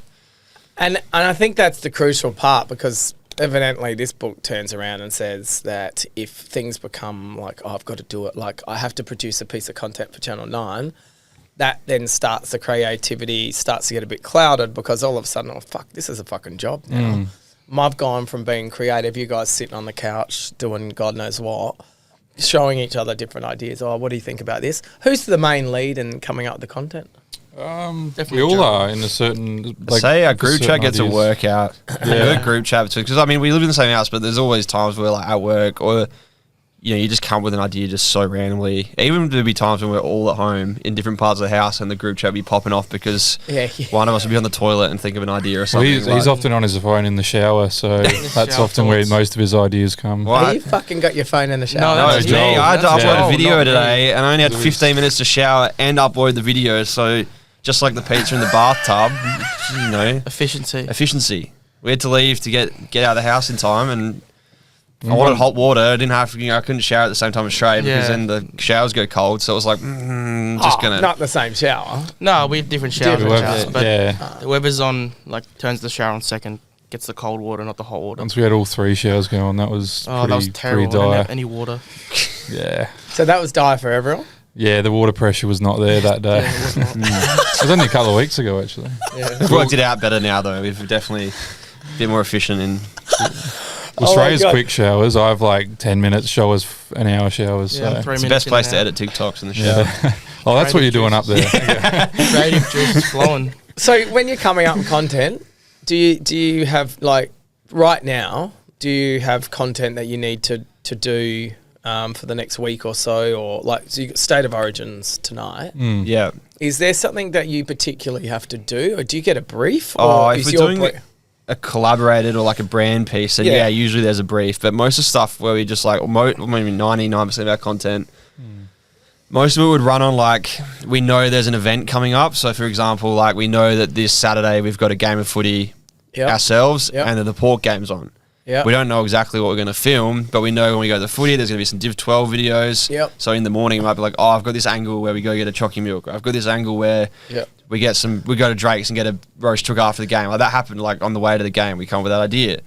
And then we go to the Port game. We usually have all our filming equipment in our backpacks. So if we need microphones or anything, we march in the hill. We'll be like, oh, let's mic this guy up and do this. Or, that's just the easiest way to, like, in the moment, that's the funniest stuff. When you start to script it out in advance, obviously you can script funny stuff, but it's just like, sometimes the pieces just don't fall into place. You could be like, I'm going to go to the hill, I'm going to do this, and this, and you get to the hill and it's raining, there's no one there, there's no milk at the canteen, and you're like, what do I do with this video now? It's gone. Yeah. But it can be too scripted, and it's hard. I notice you guys, from what I've seen, you don't even carry your microphones around. Oh, the time we filmed with you, we had the microphone in the store, and I just didn't want to go inside and make you all wait because I got told you're all in a hurry. And I mean, there wasn't much noise around, so we picked up the audio okay. Captions are but good. yeah, no, to be honest, out of anything, we use our mics the most. They're like always on us. Do you? Yeah, they're in the car at the moment. But, I mean, when you had your own mics, it wasn't a BYO mic policy, was it?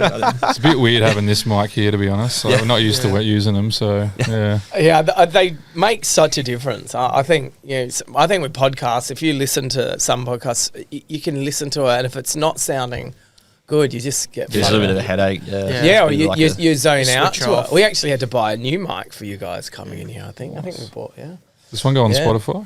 Your podcast. Nice. Yeah. We go on Spotify, Apple. And we do a YouTube, and we cut clips out of what we've learnt from you guys. Nice. So all about Trey's shins. Well, I think this is not over yet. No, the shins long ride back. So, are you getting a game this week? I hope so. I got to go to training tomorrow. Hopefully, I get picked. Coming off no touches, you'd think he's one of the first picked. Yeah. He was in the best players. He got named the best players that game though. Okay. Off the ball work. See, and that's all the stuff you don't see. That's right. It would have been a 120-point loss instead of a 91-point loss if Shrey was, 91. wasn't on the field. Yeah, they're a very good side. As much as I hate to say that. The HS. What side? Henley Sharks. We just thought we'd let him win. Yeah. They're a bit more fitter than us. You know, they like to run around and stuff. I didn't know there was Div12 teams. Yeah. Oh, there's just like there's who are we going to play? For Henley, they got like 6 teams. Supply and demand, you know. Yeah, there's a lot of people out there wanting to play low quality footy. See, that's the thing. But all the you Henley guys boys are bringing this. You're bringing more, We're bringing all these old, washed-up blokes out of retirement. Back to football. Authenticity back to football. We're trying. The amount of people that have slid in our inboxes the last few weeks being like, I haven't played footy in 15 years. Can I come out and play for your side? I just have to reply to all of them. Shrey might not get a game this week. Do you want to take his spot or not? And then they come out. No, and then they go, I feel bad for the bloke. I won't take his spot. You can have it. I'm training hard for it. They can come out and watch. That's all right. Training hard. They need a Div 13. I go to training every Thursday. I work They do have Tuesday it. afternoon, C8. so can't do that. But yeah, I go training every Thursday. Train sort of. Lately. He got dropped the other week because he slept through training. No, that's not true. I was cooking. Well, What it time's was. training It is in the true. morning? No, training's at 7 o'clock. At night. Yeah. So we trained late, and I was cooking dinner and didn't realise what the time was. And I looked at my phone, and then I didn't message the coach either. So he's like, "Oh, well, And then just didn't get picked. Yeah. See, that's ruthless. But lucky he had the shin splint, so it was a good week off. Yeah. A bit of recovery. And now you're feeling $1 million? Times 10. Yeah, I'm feeling very good. 10 million. Yep. This could be the first contract. 10 million. 10 million. Mid-season draft is on tonight. Don't worry Yes. about the $1 million man. $10 million. $10 million. $10 million. Yeah, shins. West Coast Eagles are very interested. Say that. And so's Ben Cousins. So with coming up with content, the sheep is it sheeple? What? No, it's Shepmates. Shepmates. They are very good. What about overseas? Do you guys watch Mr. Beast or you watch like? I actually watch Mr. Yeah, Mr. in Beast. terms of like content creators in general, like I'm huge on Dill Buckley. Who? Dylan Buckley. He's an ex-AFL He's player. play He runs a AFL. podcast. It is Dylan Friends, and he runs a production company for all the podcasts. I'm huge into him. I think everything he does is great. So where's he based out of Victoria? I don't yeah, know. Victoria. Victoria. So yeah, he played for Carlton and GWS, and He's a bit like us. He didn't crack the first grade. His dad was a Carlton great, Jim Buckley. Yeah. And his AFL career just never kicked off. And he's sort of become that face for like, the others. the guys that didn't make it. Yeah. Didn't make the big time. So, and he's just he likes he's taking the piss out of himself a little bit, which is good. And that's sort of why people get around him he's so just much. himself, and it's really super authentic. Like it's showing that you can be successful outside of footy. You don't have to be like a first round draft pick. I $10 think million that's contract. The one part about our content is you go watch, you go watch Mr. Beast or Marquez or whatever, and you see their content they're producing, and it's like, they have 100 people in a team. They have, Mr. Beast is wild. His Mr. Beast- podcasts are like massive. Like I always, You know what? I've never. I watch Mr. Beast content. I've never watched the Mr. Beast podcast. I don't think he's got his own podcast. I listen to him on other podcasts just because you hear like he's so just such a normal dude, but with like such a big amount of money, and he's like. Most people when they get the amount of money, obviously want to buy, and he's just like, I just want to make more content. I just want to make more content. I don't really care how much money's in my bank. He lives in like a $600 a week unit or whatever. Like, isn't for someone with that much money, like he should be living in like a multi-million-dollar mansion. Yeah. But he's like, if I live in a multi-million-dollar mansion, I'm just going to be sitting by the pool, and I'm not going to be driven to go out and make content. Like he just wants to keep creating, and that's his drive. Like the amount of drive in that guy is crazy. Like, and the team around him, like the he's got a studio like the size of a studio in Hollywood. The massive warehouse, like airplane hangars and stuff, and he builds sets in there. And he even said stuff like he made. This is what blew my mind. It was like he made like $10 million off ad revenue, and then he lost $12 million that month on spending it. So like, Squid Games. That's the Squid Games video. But he's like, but in the end, he's like, I really enjoyed making that video. My team really enjoyed making that video. So what's I'm the curious loss? to see what because that Squid Games video. Anyone that I don't need. You've seen Squid Games. Yeah, we've seen it all. Right. Did you see the Mr. Beast? We did. Yeah. Yes, very good. Right. Very good. So when that he's got a net worth of 100 mil at 25. Crazy. Still time. I'm gonna get there. I got 4 years. I'm 21, so. But Sort it when he produced that content, when he released his version of Squid Games, it outdid the Netflix whole series. That's pretty crazy. That is. But the problem is when you see such high quality content, it's really hard for someone to break into that. And I think that's what throws a lot of people. That's why what's the number? I think it's 97% of people with YouTube channels fail because most people don't go past the first year. Yeah, the other thing he was doing was like, I remember early days he said he was doing like a video a day, which is pretty big for YouTube because they're longer format videos. Yeah. Like TikTok, like think your account, you're doing like 5-6 videos a day, but that's short format content. Yep. Yeah. But, you know, for a YouTube video, that's editing, that's filming, usually like a 4 or 5 minute piece. Like, that's a pretty Now he's not. big commitment. Yeah, no, but to kick himself off early days Yep. for a whole year, he was doing 1 video a day. Well, PewDiePie. Yeah. He said that for a million times. Yeah, Yeah. that's crazy. One a day.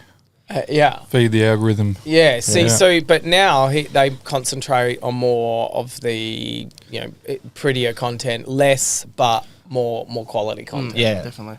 And I'm unfortunately have to watch Ninja Family or something. My kids are watching it. It's doing my fucking head in. What is that? It's a family, 3 kids, and all of them are like athletic, like doing backflips, like not just like, oh, I can do a backflip, like double backflip off the trampolines, can do it off cliffs, do it. And these guys, their life, it ain't normal. But my girls are watching, oh, that's pretty good. They do like ninja sets, and then the parents create all these games for these kids, and it's so over the top. And their channel's got 60 million followers that I'm like, they're being authentic. Which is one, because you can sort of see, but a lot of it's orchestrated from the parents. Obviously, these tend, I'm guessing the kid's 14, 15, I'm not sure, I can't, somewhere in, but they're not drinking. That'll be their first downfall. Yeah. But when you watch them, I think, look at that, my kids are addicted to it. And they're, Dad, can we build a pool like that? It was like the grotto from the fucking Playboy Mansion. Like it had cliffs where you can jump off, slides that you can go in. I'm like, fuck no. Like, you know how much that would cost, girls? That's what I say to my kids. Like, Going to the hospital every 4 weeks. Ninja kids. Fall off the wrong way. Yeah, correct. And I think I watch that and they love it. You see how many views they're getting. So people are watching this sort of content. Is this going to be you guys? Jeez. Who knows? Who knows? In negotiations. I don't know. We got the drive. That's good. Is that we at the moment we're really driven to just keep producing as much content as we can. Because So your content for football, like, and you got State of Origin, so you've literally clipped the 2 biggest sport. Soccer. Is soccer? We don't get much soccer in Quite. Australia. Internationally, maybe soccer's big. But like, so the 2 sports you're picking, I don't think you guys can go into any sport from what? yeah, we've done some stuff with the cricket. We did the tennis over summer. We did a campaign trying to get Novak Djokovic to take a selfie with us. So how'd that come about? We just were trying to think of ideas what we can do about the tennis because it was coming to Adelaide and there's all these big names coming to Adelaide. And we were like, there's obviously no footy in the off-season, nothing to really make. What do we do content-wise? Tennis is here. What can we do that's going to attract people's attention? Get curious or... Yeah, so then Novak coming to Adelaide, he was the biggest name that's probably come here in a long time. And you have got a selfie with him. World number one we did. It player. took a while. I don't think he was world number 1 at the time. How'd you track We him did down? a campaign where we had signs. What did we do? We built a map in our house. We built this big map in our... Everyone that cited him took a photo of him. We put it on the us. map of where he'd been. We went around and interviewed people about where he'd been. I'm trying to think what else we did. We went to the tennis a few times. We just watched him train. And just as he went to go take photos with the fans, he had to run to go to the toilet. So we missed our photo there. We were going to... Where'd you catch him? I got it here. We were going to camp out. Where did you catch him? We had a tent and everything ready to go. And we're going to camp... He was playing the semi-final or something like that. We're going to camp out at Adelaide Oval because we knew that he has to exit and enter Adelaide Oval to go to his hotel. It sounds a bit weird now that we're talking about it, but we're going to camp out because we're like, this is where he's going to be. There's no doubt he's going to be here. So we had the tent ready to go. And then when we went to tennis the day before, I realised they were coming in, like how they enter the arena. Like I sort of saw this area and I was like, I reckon you can access that area from the public out on the plaza of Adelaide Oval. So we went out there. Yeah, that's it. That's the video. Went out there and it was weird. So talking about mics, we were having trouble with our mics. We're plugging them in. And we were trying to test them out, and then we're like, "Shit, that's Novak. That's actually him." Like, just get in there. Like, we're worrying too much about the mics, and then Novak was there. So we did the intros and everything. We threw I threw my mobile phone off a balcony, and he caught it. Good hand-eye coordination. You Fuck could say. yeah, that's cool. I hadn't actually seen the picture he took. Yeah, and he took a few cool. selfies, and then he threw my phone back up to me as well. And the best bit was the phone was still running video the whole time. Like, so I threw it off the balcony to him, and he caught it. In his hand. It was crazy. It's pretty good. And then he turned it into the photo app, so he actually used. He knew what he was phone. doing. Yeah, he was all about it. And then he threw it back up to us, and we didn't have to camp out. We had the tent in. I think it's still in the boot of our car. See, Job done. coming up with stuff like that, would have that happened if it was just one of you? No, we definitely did. We used it even that period because it was over New Year's, Christmas sort of period. It was hot that night. I remember that. It was like 30 degree night. Our availability that time of year because we have gigs and work and so much. It was a busy period. We used our other mates in that campaign a lot as well. Like even just people that aren't in Marmalade, just casual mates, being like, "Can you just come with me today and help film? Can you come? I need your help today to come do this." So we used about 8 or 9 people on that. Swray was at work that night. That's why he couldn't be there. Yeah, he missed out. We didn't think we were going to get it that night. It just sort of happened. So you can't win them all. Yeah. Nah. Oh, that's Ray's saying. Yeah, that's a big one. That's his big one. We can't win them all. Can't win them all. So you guys have got a podcast. Yeah, we do now. Right here. A little one. We do a little bit. You want to give it a plug? Yeah. Yeah, it's on Toast on Spotify and Apple. Should be just like look up Marmalade on Spotify and Apple and you find us. Marmalade. Yeah. But on toast, spreading. Yeah. See, that's what I thought. On toast. That's a cool name. I like it. We done like bits and pieces, but it's not the main focus. Most of our focus is video content. But we just wanted to be on every platform. So when people do look it up, it's there. There's something there. There's some content there for them to look at. Because I have a heap of people that I think I love podcasts. For me, I love talking to people. I love hearing people's stories, and the video content. Unless I used to edit my own videos back in the day. Nice. Time consuming. Did you have to do it in the shower? No, but that was like using Final Cut Pro, and like these days now you can almost do a video straight off like Instagram. That's what we do. We use CapCut, so everything's just done in the phone. It's crazy. It's changed. It's evolved so quickly. But it's so good because, for example, with the footy, something happens just randomly, we can have it up like within 5 minutes. Yeah. So everyone at home that's watching on TV opens the phone at quarter time and it's so fresh. But if you had to go back and put it on your laptop, 100%. Edit for 4 days, 100%. upload, people have something else has already happened in the world. They've just forgotten about that. That's exactly what happened. That's what for me. And then the content over the last, let's say, I'd say 20 years, has evolved to a stage where you almost want it live. Like it's almost like it looked like it was going down. Like everyone started vlogging, and then it looked like you needed to vlog every day because that's what worked for the algorithm. And it looked like hang on, we're going to a stage where everyone wants everything live. Yeah, but I don't quite think it's on that stage yet. I think YouTube's having a bit of crack of trying to get live events and things like that, which is more to the case, which makes me think of an idea I had. Do you guys want to hear it? We're here. Let's do it. We are all ears. So back in the day, it's probably before your time. Remember the Beastie Boys? Nah. No, before me. What's their biggest hit? Can we play it? This is way before. Is it Fucking hell, Beastie Boys? The Boys Are Back in Town? Boys Are Back in Town. No, I don't think that's the Beastie Boys. Not cooking. We're DJs as well. We should not have Cooking by the Book, is it? Cooking by the Book by Lazy Town. Very good track, that one. Get that one up. Fucking hell. Ray will sing Cooking by the Book. No, if you I play won't it. be doing that. Are we playing something now? Oh, mate, come on, guys. I'll get stuck into one of these roast chooks. Yeah, get stuck into it. Yeah, no, that's a bit before me, I reckon. I can't hear it. Hang on, let's get some. We got to fight for our right to party. Oh, didn't Corey Worthington do that? He had a remake. Guys, Corey Worthington. You know I'll say sorry, but I'm not taking my glasses off. The greatest man of all time. Guys, are you No Sleep Till Brooklyn? Fight for your right. Didn't Warwick Kappa do a remake as well? How about this? Brass Monkey. Hang on, this. No, I'm lost.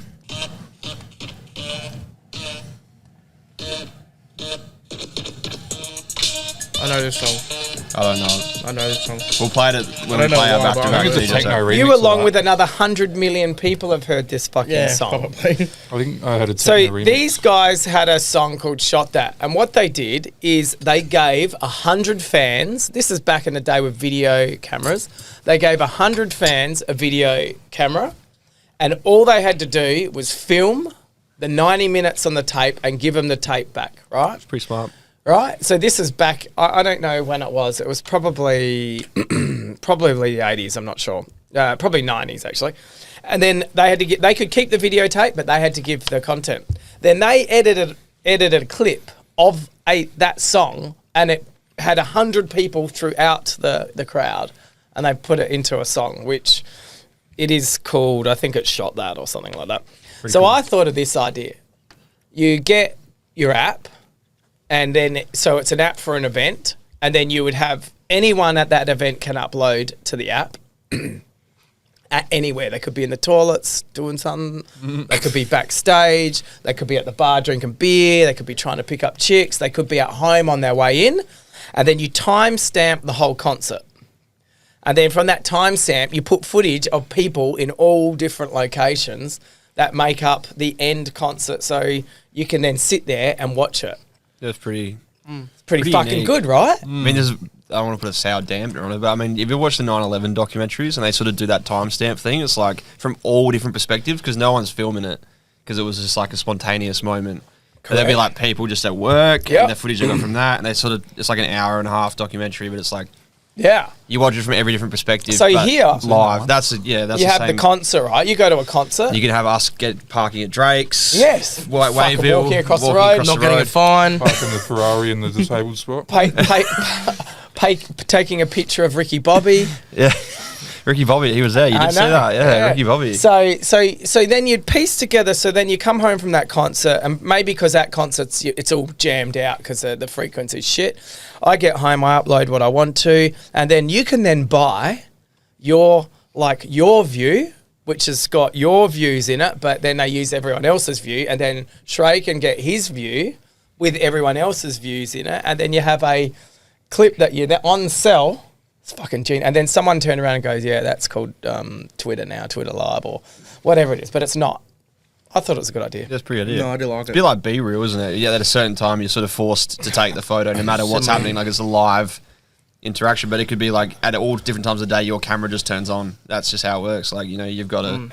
I don't know. This was a while ago. I was pretty excited by it. Yeah, but nothing happened. So Matt Tonsinati onto it. So what was the story of a kid eating a banana at the cricket? Oh, That's just... So, obviously in the off-season, we do probably... Our content's a bit... Like, we don't have as much to make. There's like... We're mostly footy-based. That's what most of our people that follow us would expect, and in the off-season there's not. I remember I was just at work, saw it pop up on the TV, this kid eating a banana, and just a year, probably 8 months before we did this campaign, we were eating bananas with Peter Siddle. Yeah. So I was like, oh, that's pretty cool, like kid eating banana at the cricket, and I think the commentator sort of made a laugh about it. So I just ripped it off KO, put it on our account, being like, it's pretty relative. Peter Siddle banana, kid at cricket banana, and then that blew up. Some other creator actually made a video with it, and that went viral. It was like 20 million plays or something. And here's a video. Lockie Miller, yeah. So do you guys look at your results, your stats, and then sit there and go, yeah, that's good, no, that's good? It's not all the time. Sometimes the stats don't mean everything. Like, obviously, like it's like more people that see our stuff, the better. That's great. Go your hardest. That's that's the end goal as well. But in terms of like, sometimes we do a video, it might not get the most plays, but it's part of like a campaign or part of a series or part of a plan to get another video. So like maybe with that Novak thing, some of the early videos didn't get massive play counts, but it all builds into a story. So that when we do get the final video, that's more important. It makes it fun. The actual selfie video that makes that. It's got a background. There's a payoff towards it. And you have to say that end video got like 600k plays. 10,000 people might have seen us doing a campaign. Holding the signs up. 10,000 people might have seen us watching him train.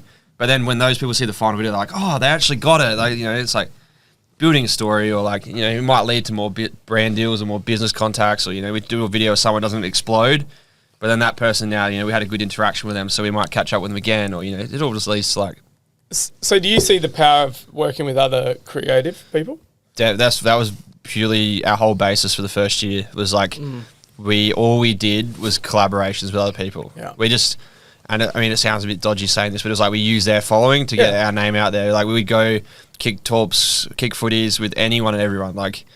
footy players, sample players, TV personalities, radio presenters, anyone that wanted to kick a footy with us, we were just going out there and doing it because it's, one, good for our channel. We get to, upload more content. Yeah. Two, we get to chat to them, learn how they operate, see what they do, meet them, Build a relationship. And then three, like they're sharing it around to their friends because they're like, oh, I kicked this footy, blah, blah, blah. This is more people viewing our stuff. The Marmalade crew. Yeah. Yeah. Is anyone calling you Marmalade crew? Your Marmalade boys a lot. Boys. Yeah. Which one? What's crews? Well, it's now the Div12 Ressies. Yeah, so it's probably overtaken. I just get spotted as like... People have forgotten Marmalade. Yeah. Sadly. It'll come back. It'll come back from the dead. It's stiff. Undertaker. Shrey's shins have overtaken the year and a half of kicking Hard work. Shrey's the most famous person out of all of us now. So. The most famous football in Australia right now. The people that are tuning in to worry about your shins. Yeah, they're very concerned. Pretty sure Paddy Cripps has got an injury test today to see if he'll play this week. No one really cares. I'm getting messages all day asking if you're going to play this week. Today. It's interesting, isn't it? You know, Paddy Cripps on $1 million. I make 50 grand a year. Well, there you go. Well, so what position are you best at? None. Bench. None of them. No, come on, mate. No, I've seen the I play footage. forward. So I saw you snapped a goal from the pocket at half time there. Yeah, at the Sandford. I play forward. I play like best when there's a really big full forward and I can just sit at his feet and wait for the footy to come down. I'm not very good at marking the footy or kicking it or handballing it. Just good at being there. It's good at being on the field. Existing. There you go. Right. Yeah. Well, The funny thing we had that's recently an important role. was your Someone has shin to do it. splint video where you're on the bench, sort of like he went to the bench and he was rubbing his shins, and we used it in a lot of pieces. Like we just clipped it in a lot of pieces. And I think the other day we went through and we were like, Shrey, 11 million people have seen you on the bench having a little bit of a sook.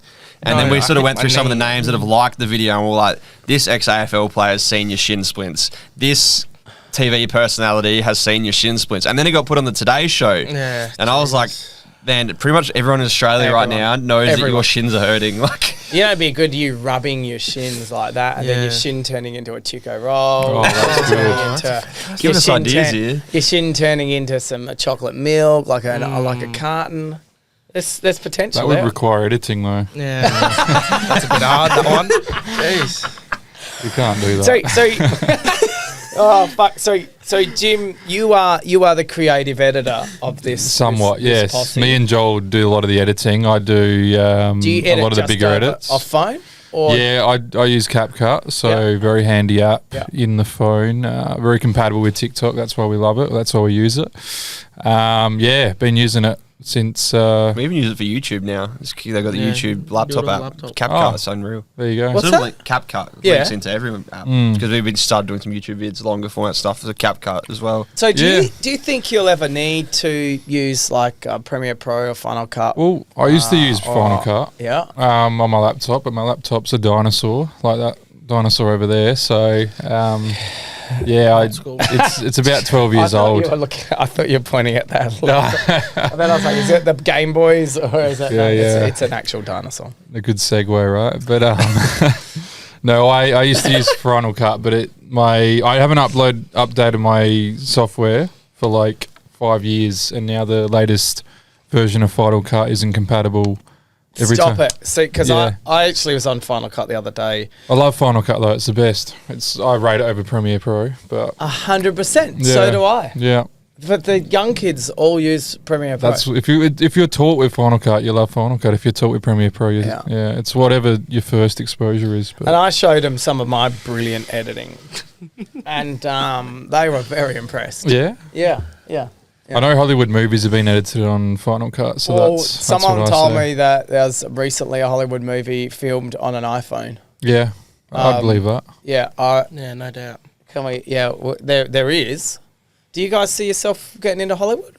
Your shins taking us places. I'd like to do acting. I mean, I'm not very good at first takes, so anything that I can do, like having a Choose up my Yeah. phone We'll storage. start with the South Australian Film Corporation first. Work our way up. You got to put the word out there. You never know. Well, it's out there now. You just said it. No, I would love to do acting. M. Night Shyamalan. I'm Let's get going in contact. tonight with Channel 9. So What was the video it tagged the other day of the kid from New Zealand turning into Shrey? Oh, that was You know great. the kid that was in the Lynx Africa, Oh, whatever back in the He's day? in I could Deadpool. probably show you this. This is great. The larger New Zealandy Just- Maori kid. Someone made an edit where they're Mona? like, no, they made this edit where they're like, remember this guy? This is him now. And then it cut to footage of him running around and rubbing his shins on the bench. And I don't know what his name we is. don't even know who made it. They just got tagged in it. I was like, that's incredible. you are so famous. The other one we get a Here fair it bit is. of, yeah. I haven't even seen that. Why has nobody shown me that? This is my first time I've seen it. That's him now. Ricky Baker. There you go. That's him. thought it was cops. This is all people we've never met. Yeah, I don't know. They just got Look tagged. how many likes it's got. It's got 5,000 likes. Yeah, It's good. And I get the the Disney Pixar movie Up. Yeah. I get the Yeah, I love it with the Russell. balloon. Russell. I boy with the look like- balloons. yeah. Yeah. Like You bring up a photo. little Once Drake guy. says a photo. Well, did you guys watch Lego Masters? Lego man. And they got one of the guys there looks like the granddad from Up, who's got the long Yeah. jaw, big forehead. No, I'm not saying that. Yeah, but I get Up Russell from Up a lot. Oh, this kid. Yeah, Because he usually wears a vest. I wear a vest a lot. Yeah. It's going to be there. What's your? Yes, you're gonna do. Now it looks like that. It's you know what? It does look like you. No, I know it looks like me. There's definitely a need for your sort of look in Hollywood, I think, then. Yeah, they get a live action Up. give me a phone call. Yeah, the 2024 remake of Up. Even better, mate. Cartoon. You don't even need to look good, mate. Yeah, true. Like you can just be the voice. I don't think I have a good voice. Your voice is amazing. I think I have a monotone voice. Can't sing. That's fine. I got an annoying voice. I think. Monotone's in. Monotone's That's in. what we want. Yeah, that don't you think so? Oh, I don't know. Not that I'm privy to Hollywood or acting, anything like that. Have you tried it? No, not at Well, all. there you actually. go. Yeah, I'll get onto it. Don't procrastinate. Do. Don't think. Anyone do. watch the Air? Anyone No, watch the I haven't Air? got to that yet. want to watch it, but Yeah. we'll watch it. Yeah, soon. It's bloody good. And if it's half true, it's amazing. But it's very interesting. It talks about how Jordan got the contract. Yeah. You like that Last Dance documentary as well with the Jordan stuff. That was How like good was that? mega inspiring during COVID to like just get out and do, especially at a time where everyone was stuck at home and you were like, everyone was like posting statuses like, you've got to like use this time wisely. Like you never get this opportunity in your life to have like all this time to yourself to do whatever you want to do and start a new career or whatever. And then they did release that at, like the perfect time for just like inspire all these people just to like just crush it. I was drinking slabs of cruises in lockdown. I wasn't doing anything important. So, I don't know. I think I'm going alright. So. He's doing well. He's doing well for Jeez. himself. So work-wise, do you guys hold other than your creative job? Do you guys holding jobs at that? Yeah, of course. Yeah, Have a to. little bit flexible. What are like, you doing? I work in a pub, so I work in a gaming room. So I work in the pokies. You're not meant to be on the pokies, mate. No, well, I'm not playing them. I just work in the room. Oh, Yeah. Yeah, I don't play the pokies. Where I spraying work. them with disinfectant and wiping them down Yeah. and making coffees for... what time? What time do you work? 2 nights a week I work 7 p.m. to 4 a.m. And then one night I work 3 till 12. 4 a.m. 4 a.m. You're telling me there's people playing pokies at 4 a.m. If they could be playing pokers 24 hours, they would be. Few interesting characters, but yeah, they're playing. They're there. Having What's a the crack. biggest payout you've paid out? Recently, Yep. 9.5 grand. I don't think pubs, pokies don't go above 10 grand. So. In SA. In SA, sorry. So that's the most you can win. If Yeah. I go to the casino, I A can casino, win I that. think it's, I don't know. High roller room, ridiculous. yeah. Oh, Get a well, bit. not that I'm ever up there. High roller. We'll do $1,000 bets if you want. Oh, I don't have that sort of money. And I No. wouldn't. You will one day. Gambling's bad. Gamble responsibly. Gamble very much responsibly, please. Checkers, what do you do with yourself? I work in a pub, in the sports bar, in the TAB. So, yeah. Jim? I work in disability. I'm a support worker / a little bit of management stuff as well. So, yeah, keeps me busy. So Business. where the goal is to get rid of those jobs? Hopefully. Yeah, well, not. I don't Well, think If we could, like, I mean, it certainly depends on circumstances and If there's like if it's sustainable. consistent, Sustainability is the key, yeah. Consistent like work in that field. Yeah. So if we look at the Mr. Beast, let's not look at Mr. Beast. If we look at oh God, We're sorry. So comparable. if we looked at how many followers do you think that you need to be able to make a living from it? on what sort of platform? Well, I think you need a combination. Yeah, I think on Instagram you're probably looking What do you at think? like Is it 100,000? I think maybe upwards. yeah, 100,000 on If you're Instagram selling would probably merch. do you enough Yeah. I think to make it TikTok like is- enough to get by each week. Yeah, TikTok is a bit TikTok's a different. bit- You don't make any money. off Merch it, is where it- really. The amount of people It's I've hard to make money. met on TikTok, they've got like 1 million or 3 million or 5 million viewers, and they don't make any cash still because it's just not monetized in Australia. And brands just, you could get 5 million views on TikTok from just being a pretty boy and looking in the mirror. Yeah, you might get a I'd modeling do contract, that. I guess, but like you can get 5 million followers from just drinking chalky milk. Like, what It's you can only, YouTube. you can't make consistent cash from that. you got to have like your niche would be like, unless your niche is something that's worth a lot of cash. So how does that so do you think having the TikTok does benefit people going to Instagram? Yeah, definitely. To have a look. Yeah. What about Snapchat? You think there's much value in Snapchat if you don't know. Bit of a dying trade. Don't know. Well, I've tried to use Snapchat, not use it as in to promote my brand or anything, but when I go to Snapchat, it's full of ads. I don't know if I'm looking at it wrong. Yeah, no, it definitely It is all ads, and I'm like, who the fuck sits and watches all this? I don't know. Am I missing this? No, I'm not sure. I don't know. I don't really use it as like a too social much. platform. I think I only use it for a few group chats. That's about it now. So what about YouTube? We've just got We're into that trying. because that's where the money's at. It's hard. It's hard work. Yeah, it is. It's longer format videos, but the thing is, I guess we do so much like collaborative work, but we don't do much behind the scenes work. And I guess some people do want to see that sort of stuff. So yeah, when we do go out and do a video like kicking a talk with someone, or we do go to we've been doing like game day vlogs lately. When we go to the footy, like we go to the footy with the intentions of making 1 or 2 short format videos. But I mean, for the rest of the day, we're just standing there watching the game. How hard is it to just pull out a camera and film us watching the game, if that's what people want to see? So do you think if you can get your introductions, like, do you think you could go to the game, hey, we're here, and then show a piece of footage live at the game? Like, do you think we'll get live, did they do live big time, do they do live Div12s at all? Like, why wouldn't you set up a couple of cameras? What we've tried to do lately is looking at just it. like uploading as quick as possible. So like he tries to get an upload up at like half time now. Yeah, if So something happens in the first half, I'll just upload it like before the second half starts, and that actually did really well. A recent video got 400,000 views on it just because it was like a good time, because people sort of are expecting that content to drop at some point on Saturday. So if that's the first piece and it's real early in the day and people are like out playing footy themselves, and that's the first thing when they open their phone after their own game of like D grade, B grade, C grade footy, you know, all around the country, if that's what's in the top of their feed, is us pretty much live. They're like, oh, that happened just recently.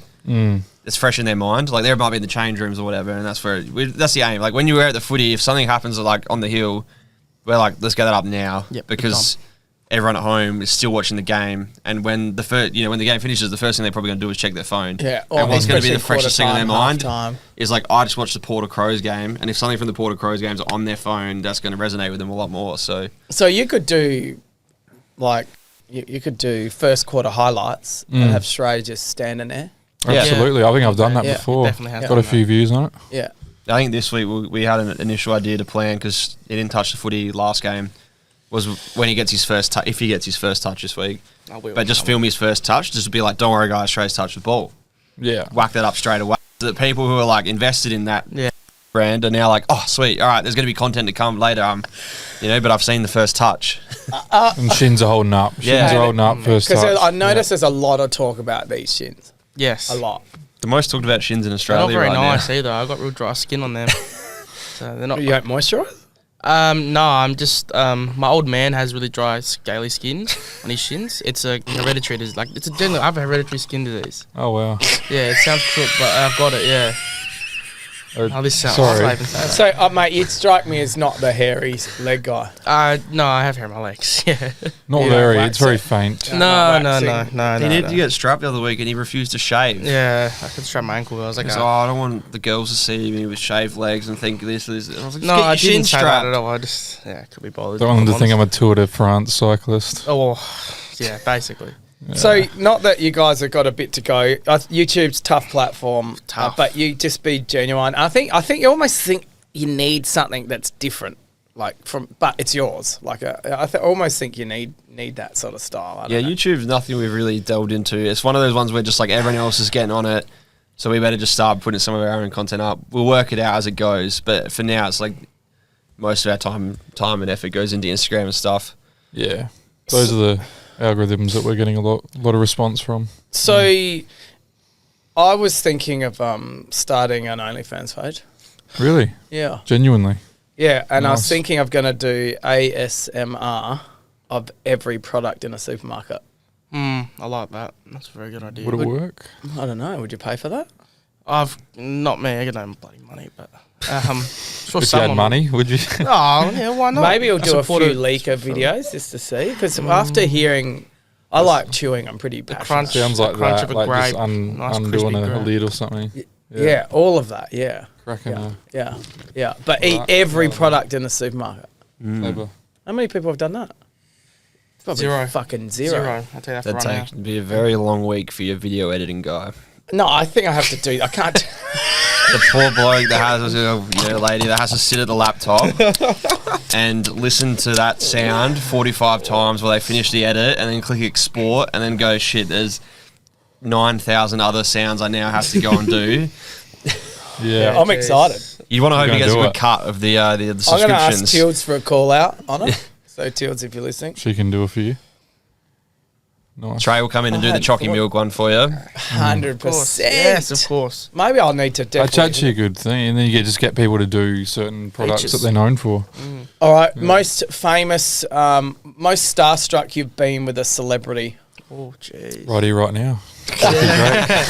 Bit close. So what have you? If there's someone that you're like, oh fuck, I don't want to go up to. I feel like a goober, fucking taking a photo. Early days we met Marnus Labuschagne. That was real nerve wracking. Like Who? he's like, I felt confident with that one because he was messaging us on Instagram that day, so I knew that he was all about it. I wasn't. No, not that I was worried he wasn't going to do the video. I was just like, that's the best cricketer in the world right now. Oh, it's the best cricketer as well, but I wasn't starstruck because I wasn't like nervous or anything because he was about it. He was on the field, waving to us and stuff. Like, you know, like I was pretty surprise. confident. I was like, he's going to be a nice guy when we get the chat to him. Like, How And often do you meet the world's best cricketer? I don't know. not often, but He's still when you number do, one? you knew that he was going to be a good guy. Like, He's still number one, isn't he? Yeah, I'm not. Anyone else there? I better lay off it now. 'Cause, Yeah. I got a bit nervous when we were out in the MCG with Gil purely because we were on the MCG. Okay, now Gil's he spoke at our conference, and it was just after the Hawthorn started. So he's obviously stepped down by this stage, waiting for his replacement to come in. And one of the comments he said, "I don't want to leave until this Hawthorn incident's sorted." And then they just brushed it all under the carpet, sorted. But he seems like it doesn't seem like he was a cracking guy. yeah, we thought he'd be a cracking guy, but it was more the nervous factor of we invested so much time and energy into this campaign. What would that? Yeah, so you got him to open a pack of No, cards. this was that was just recently, but last year we did a campaign. We got him to kick a torp. Yeah. And we campaigned from round one. We went to all the games in round one with this sign. We went to Melbourne.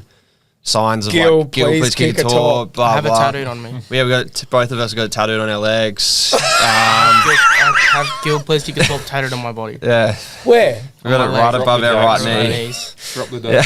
I'll show you. Yeah. Here he is. You gotta Hey, take your pants off. Yeah. mate. Gotta get this What- one. No, yeah, I'll do it. Okay. This is a lead. I think we're wearing good undies, man. Yeah, really good idea. That's step one. Oh, the step ones. He's all right. What the fuck? The step ones are on. Yeah. Gil, please kick a top. Okay. No shit. Yeah. You got one as well? Yeah. I won't take the pants off. That's, Oh, wow. You have to pay for that. One in Rome. Don't always take the cover off the Ferrari. Well, we did today, didn't we? We did. Yeah, so we'd invested so much of our time and energy into it, and like it'd been such a big campaign. And then what made it even more nerve-wracking was the day we were going to do it. Like we'd had this tee up, we were going to do it on the MCG, the AFL were tied in. We had a video crew booked. For Oh, them. so this was above board. Yeah, like, they'd all sign in. Gil was going to come out. We were like it was all scheduled, planned, ready to go.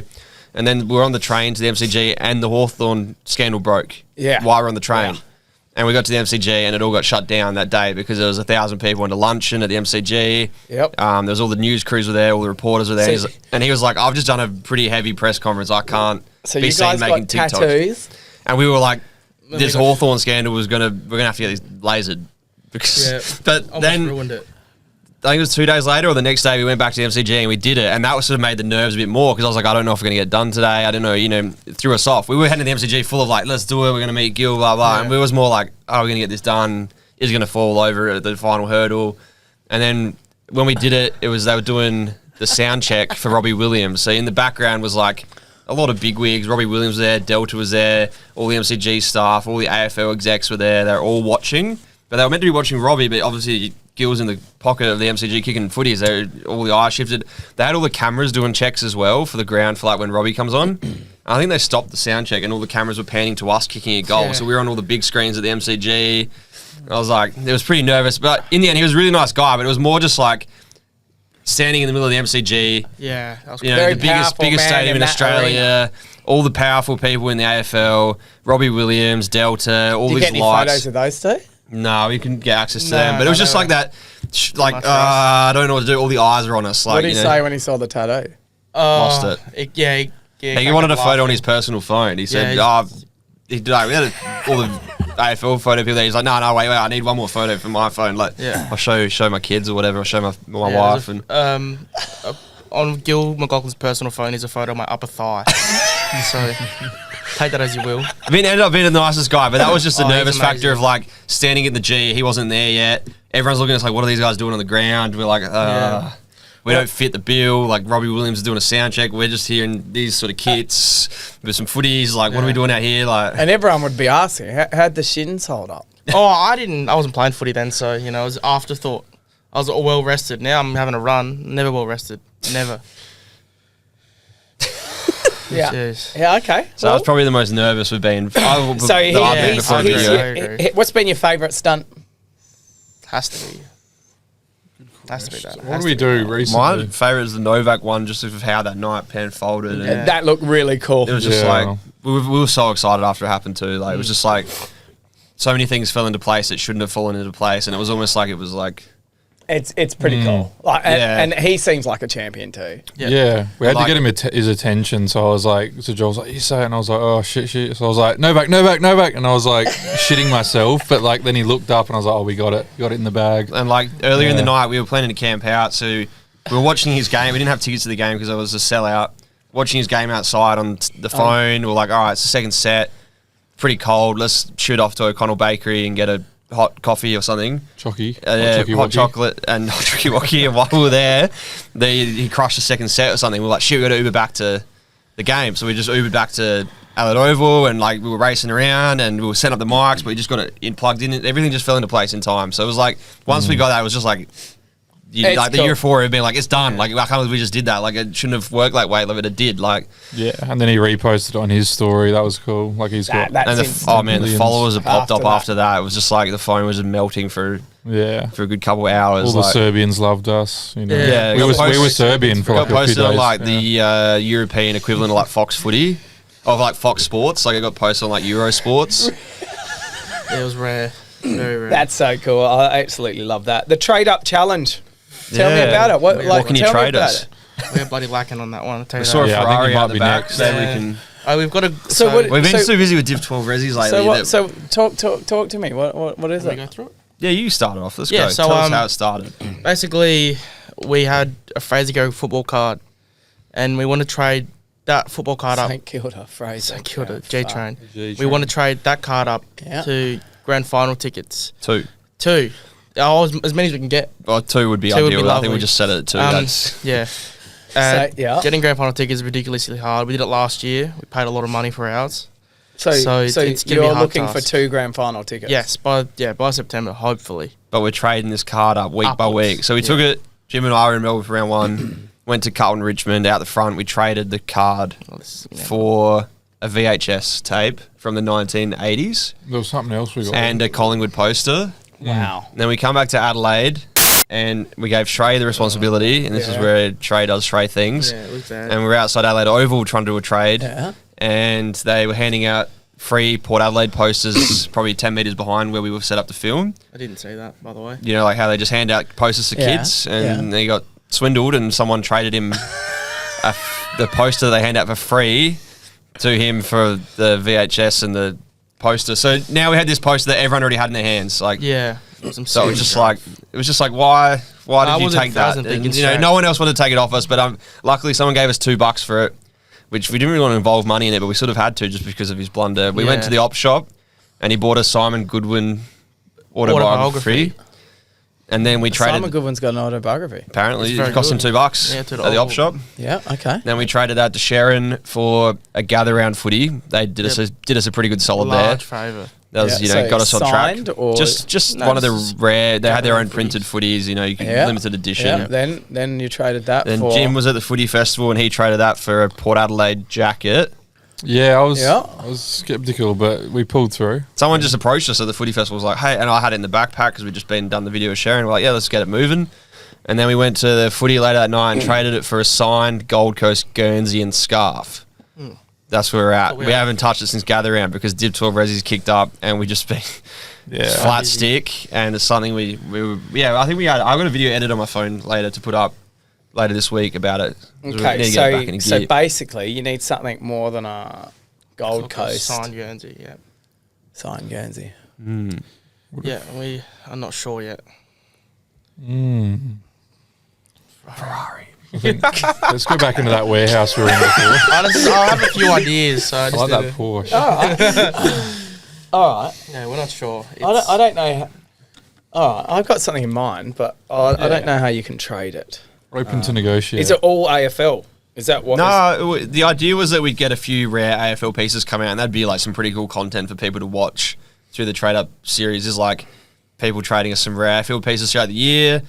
That's stuff people like to see, like just stuff that's in random people's collections. But it could be anything really. I mean, we traded it for $2 at one point. So yeah, that was rough. That was, we've had the highs and lows already, and we're only at a Gold Coast Guernsey. Yeah. But we're going to ramp it up at the back end of the year because we think that's when the sort of grand final tickets, once they go on sale, people will be a bit more about it, and should ramp up a little bit. Div12 Ressies is just such a focus at the moment. I got a couple of ideas. I think my wife wants me to get rid of some shit, some really good stuff. I mean, nice, it's good. All right, we'll keep in touch about that. Let me. I just got to make sure I know where something is. That's all right. We can the whole idea of it too is anytime we do a trade, we do a video, come out, shake the hands, do the swap. Babies. I'm not kissing any babies, so I didn't say that. Shake hands, kiss babies. You're not meant to kiss babies. That's what Will Ferrell said in that movie. The campaign. Mate, we killed Will Ferrell. Will Ferrell's a great. He knows what he's talking about. I love it. Okay, so we've gone into the name. So I guess this is going to be. I don't need 3 answers, but at least one. If you weren't doing what you're doing now, what would you be doing? Like, if we weren't doing socials, what were we doing? Or what? Yeah. Just working in a pub. Uh-huh. Exact same thing. You could be. This could be aspirational. Oh, you could be a Formula 1 driver. You could be playing AFL. No, well, probably not either of those things. Oh, jeez, I don't know. Genuinely, probably just working in the pub. Okay. Yeah, I don't have any qualifications. Like, no, well, you don't need qualifications. No, okay. Doing what I'm doing now is like. I don't know. I was doing the DJing stuff, and then I dropped most of that off. Well, not dropped it off completely, but it's like the focus shifted to socials. So probably would have just been doing more of that. More content, Jim? Yeah, I'd probably just be more focused on my other, like, 9 to 5 sort of stuff, boring non-career aspirate. Yeah, just real mundane, mediocre life, the 9 to 5. Mediocre. Get a wife, have kids. Fucking hell, guys. You're not painting an exciting picture about what you're going to be doing. We're doing exciting stuff, though. That's doing exciting. That's it. It doesn't get more exciting. This is like, what I'm doing now is the dream. Like, this is the... Yeah. I grew up in a time where there's like a lot of like YouTubes and all content as I was growing up was huge. That's all I watched. It's like YouTube, everything like that I watched. And now that I'm like not even living out, I'm half living it out. It's like amazing to me. I never would have thought I'd be doing it. It's so good. It's great. It's great watching you guys' content. It's actually cool. If there's one thing you could be giving some advice to that, 16, 14-year-old kid that's looking up to Marmalade about they want to start content, what advice? I get a lot of them actually. Yeah, we do. Yeah. What advice would that be? I reckon the first thing is not taking yourself seriously at all. That's the key to all great things, I feel. If the second you take your product or anything seriously, in a sense of like, yeah, don't let. Yeah, I don't know. I like to give the advice like just stay natural because I see all these kids come out and they try to copy all the other creators. That's what you just do naturally as a kid. Is like they just same as when I was a kid. You just want to emulate whoever your hero is. Like you're like heroes on the footy field. You then go out and wear that person's Guernsey, or then you go out and try to kick what they do. Like if Eddie Betts kicks a goal from the boundary, you're then doing that at training a million times. So these kids just want to emulate their heroes, and if it's content wise, all they try and do is just copy everyone else's content, and it's just like. Man, you've got to you're a kid. You're so raw. You just find something you like and just nail that. Like, definitely. But that's just kids just don't know that. They haven't learned that yet in their life that they can be natural and people will actually watch that, or they can, if they really like doing this, and they just don't know that. If I want to be famous, I have to be exactly like Shrey. Yep. You have to be comfortable being uncomfortable. Like you have to be willing to put yourself out there. Like, not that we're like quiet people, but putting yourself on a public platform to let people comment and like say all these things about you. Not that it's not all good and it's not all bad, but you have to be like pretty. Maybe not the words brave. It's like thick-skinned. Yeah, you gotta be thick-skinned. You be like pretty. We're pretty lucky in our sense. Like we're talking about Tilwards before, but we're pretty lucky in our sense that we don't get a lot. We don't in the scheme of things. We don't get a lot. We get occasional comment. It's not that bad, and for that sake, it doesn't even cross my mind really because it's like minimal. But I definitely see other creators that are like. We're probably more like 1 in every 100 comments is a negative gear, but there are other creators like 1 in every 100 is a good comment, and it's just like you feel better. Their content is still good and it's still got value and they're making money out of it, but it's just like man, like it'd be a hard wake up, look at your phone sometimes, like it'd be tough. It'd be very tough. I think you need thick skin if you're going to put content out. Yeah, definitely. Simple, and you do it because you're enjoying it. So Now there is one last question that we have. And it is a pretty tough one. So, yeah, it's deep. So, it used to be if you died and came back as a board game, what board game would best describe your life? Now, we've also changed that to it can be any game because we realise some people had never played a board game. I've got a good board game for this. But a video game. It can be a video game. You can do that. It can be a board game. We've broadening our horizons. We're changing with the times. Yep. So, does anyone want to kick off? I'll go first. I got one. Okay. Fuck, that was quick, mate. Yeah. No, a real random one. Yahtzee. Yahtzee? I love Yahtzee.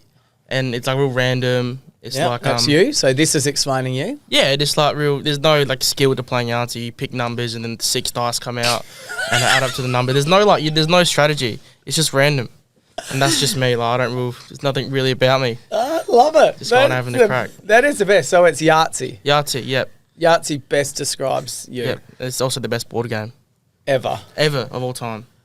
I love that. 6 dice. Is it dice come out? No skill. You put them in a little thing. You shake them up. You throw them out. Yeah. And then if your numbers add up to 40, you yell Yahtzee. Can we play this one going? Like, Yeah, I love Yahtzee. Do you have it?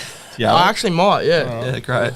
All right. I just want to hear you yell Yahtzee. I actually think it's a. Can you do it now? No. Like, just pretend you've rolled the dice. No, you don't yell that too late. Like, here. No, can you do it like, just do it like. No, I was like, well, you want to Yahtzee. practice acting. Yeah, true. Come on. Here we go, But you're in the movie. This is your Hollywood Yahtzee. Like that. Like, it was nothing like too crazy happy about, but I think it's like a traditional Jewish game, actually. Is it? Yeah, I'm almost certain it is. That's not even funny. That's actually a fact. Just the fact that you know so much about Yahtzee is blowing my mind. Yeah, what do you know so much about Yahtzee? Played a lot of Yahtzee growing up, and no, it's a good game.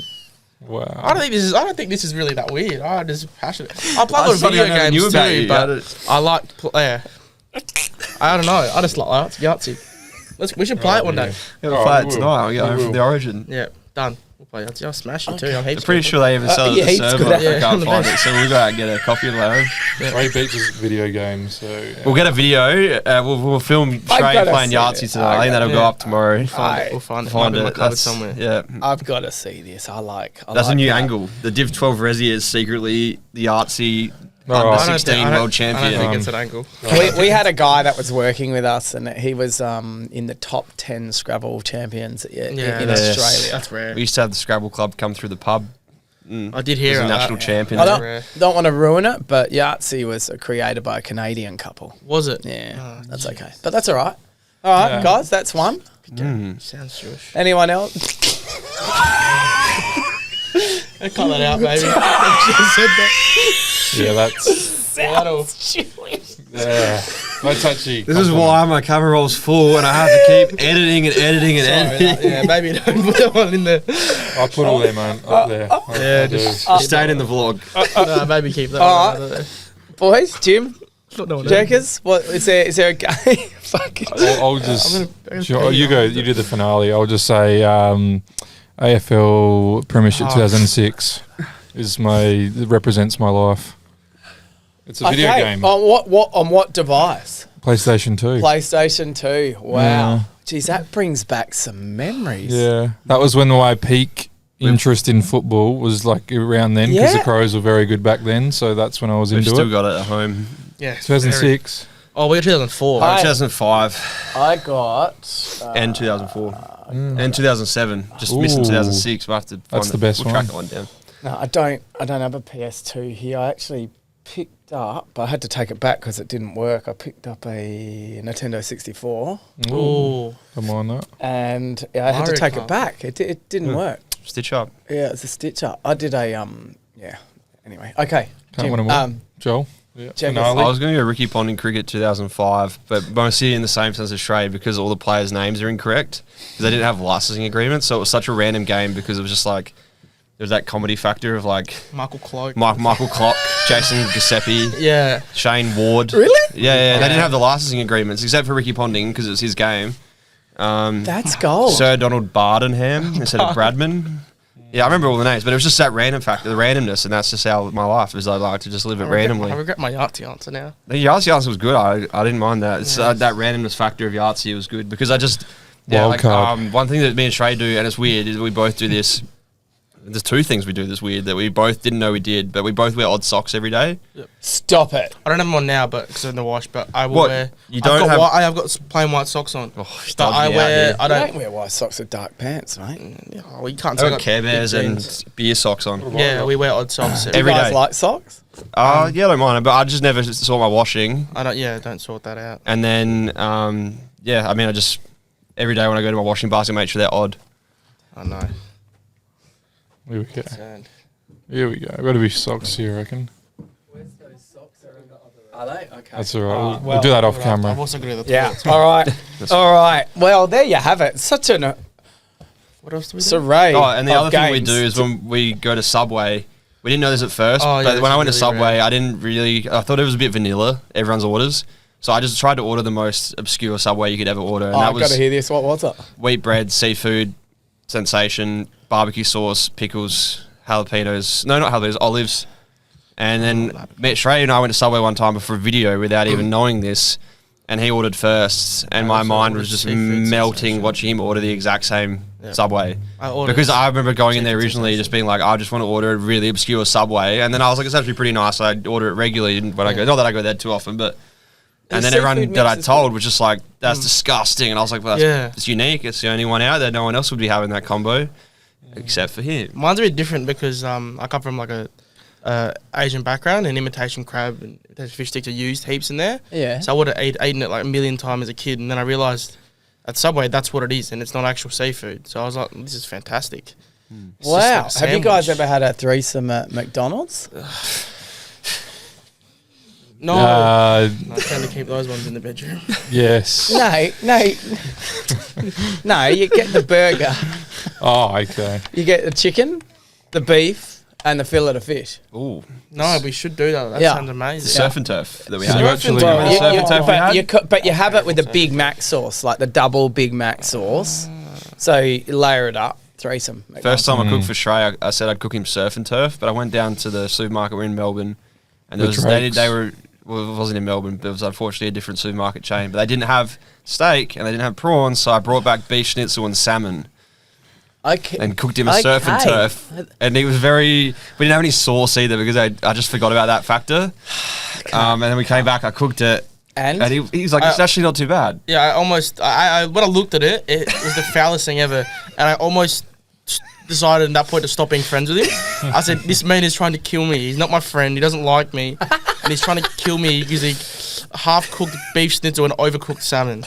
And then I ate it, and I was like, this is actually quite delicious. It's one of the finer meals in life. Okay. Well, and it would have been way better with a Kilpatrick sauce. Yeah, it would have been fantastic. Yeah. But when you think about it, it had the main elements. It had the surf and the turf, so, you know. So just like the Big Mac fish fillet. It's got a bit of every dynamic going on. They're pretty good. The other thing, have you guys ever had a steam bun cheeseburger? Yes. From I used to work at Macca's. This is his bread and butter. Yes. Anything Macca's you can talk about. I'm love huge McDonald's. on Macca's. Well, you can tell, but for me, not you, sorry. Very good shape, sorry. But yeah, I used to work at Macca's I worked there for like a year. What's the craziest burger someone ordered? I used to work overnights, so I used to work 10 to 6 a.m. I did this a lot for some reason. What's going on, mate? You just do night shifts. No, it's just easy. But maybe like being awake when everyone's asleep. A quarter pounder with like 6 patties. Like, you know, a quarter pounder with 6 patties. 6 patties, yeah, I made that once.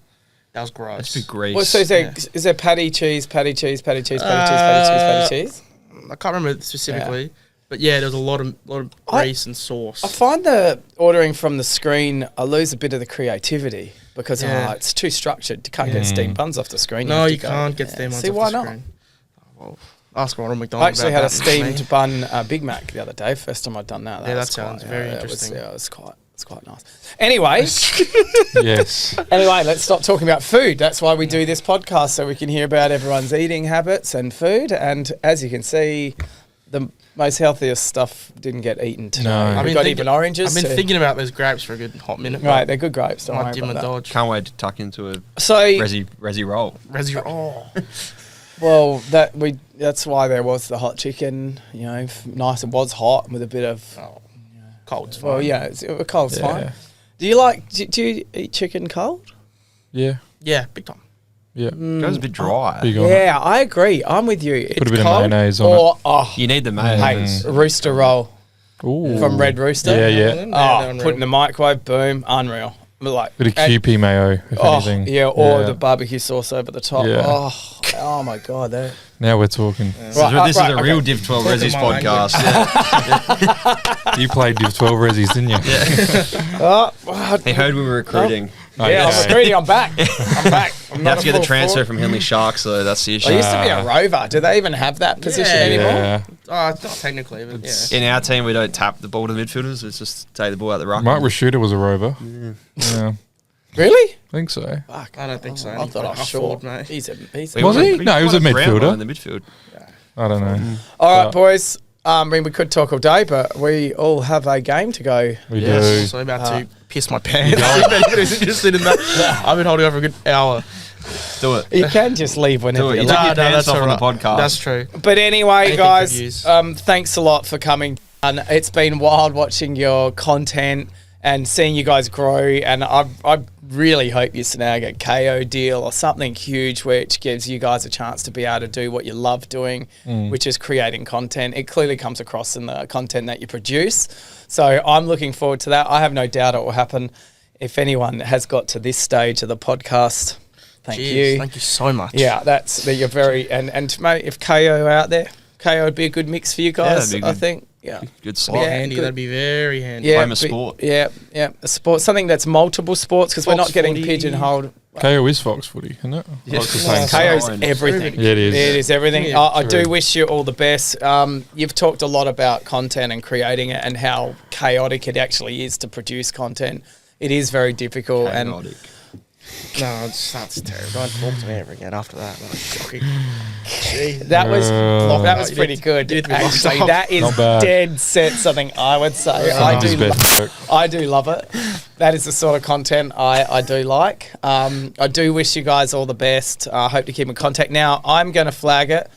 I know you guys need a proper milk brand, but Drake's do have white milk, and I would sponsor you guys for a 6-month period, as much white milk as you can drink. But That's a dangerous thing to give away. well, it'll only go to good, but that might be some leverage you need to work on some of the bigger brands so you can get This that is true. flavoured milk. So that is my offer. Thank you very much for coming down here, and I wish you all the best. Thank Cheers. you. Thank you. Thank you. Cheers, mate. Thanks, guys.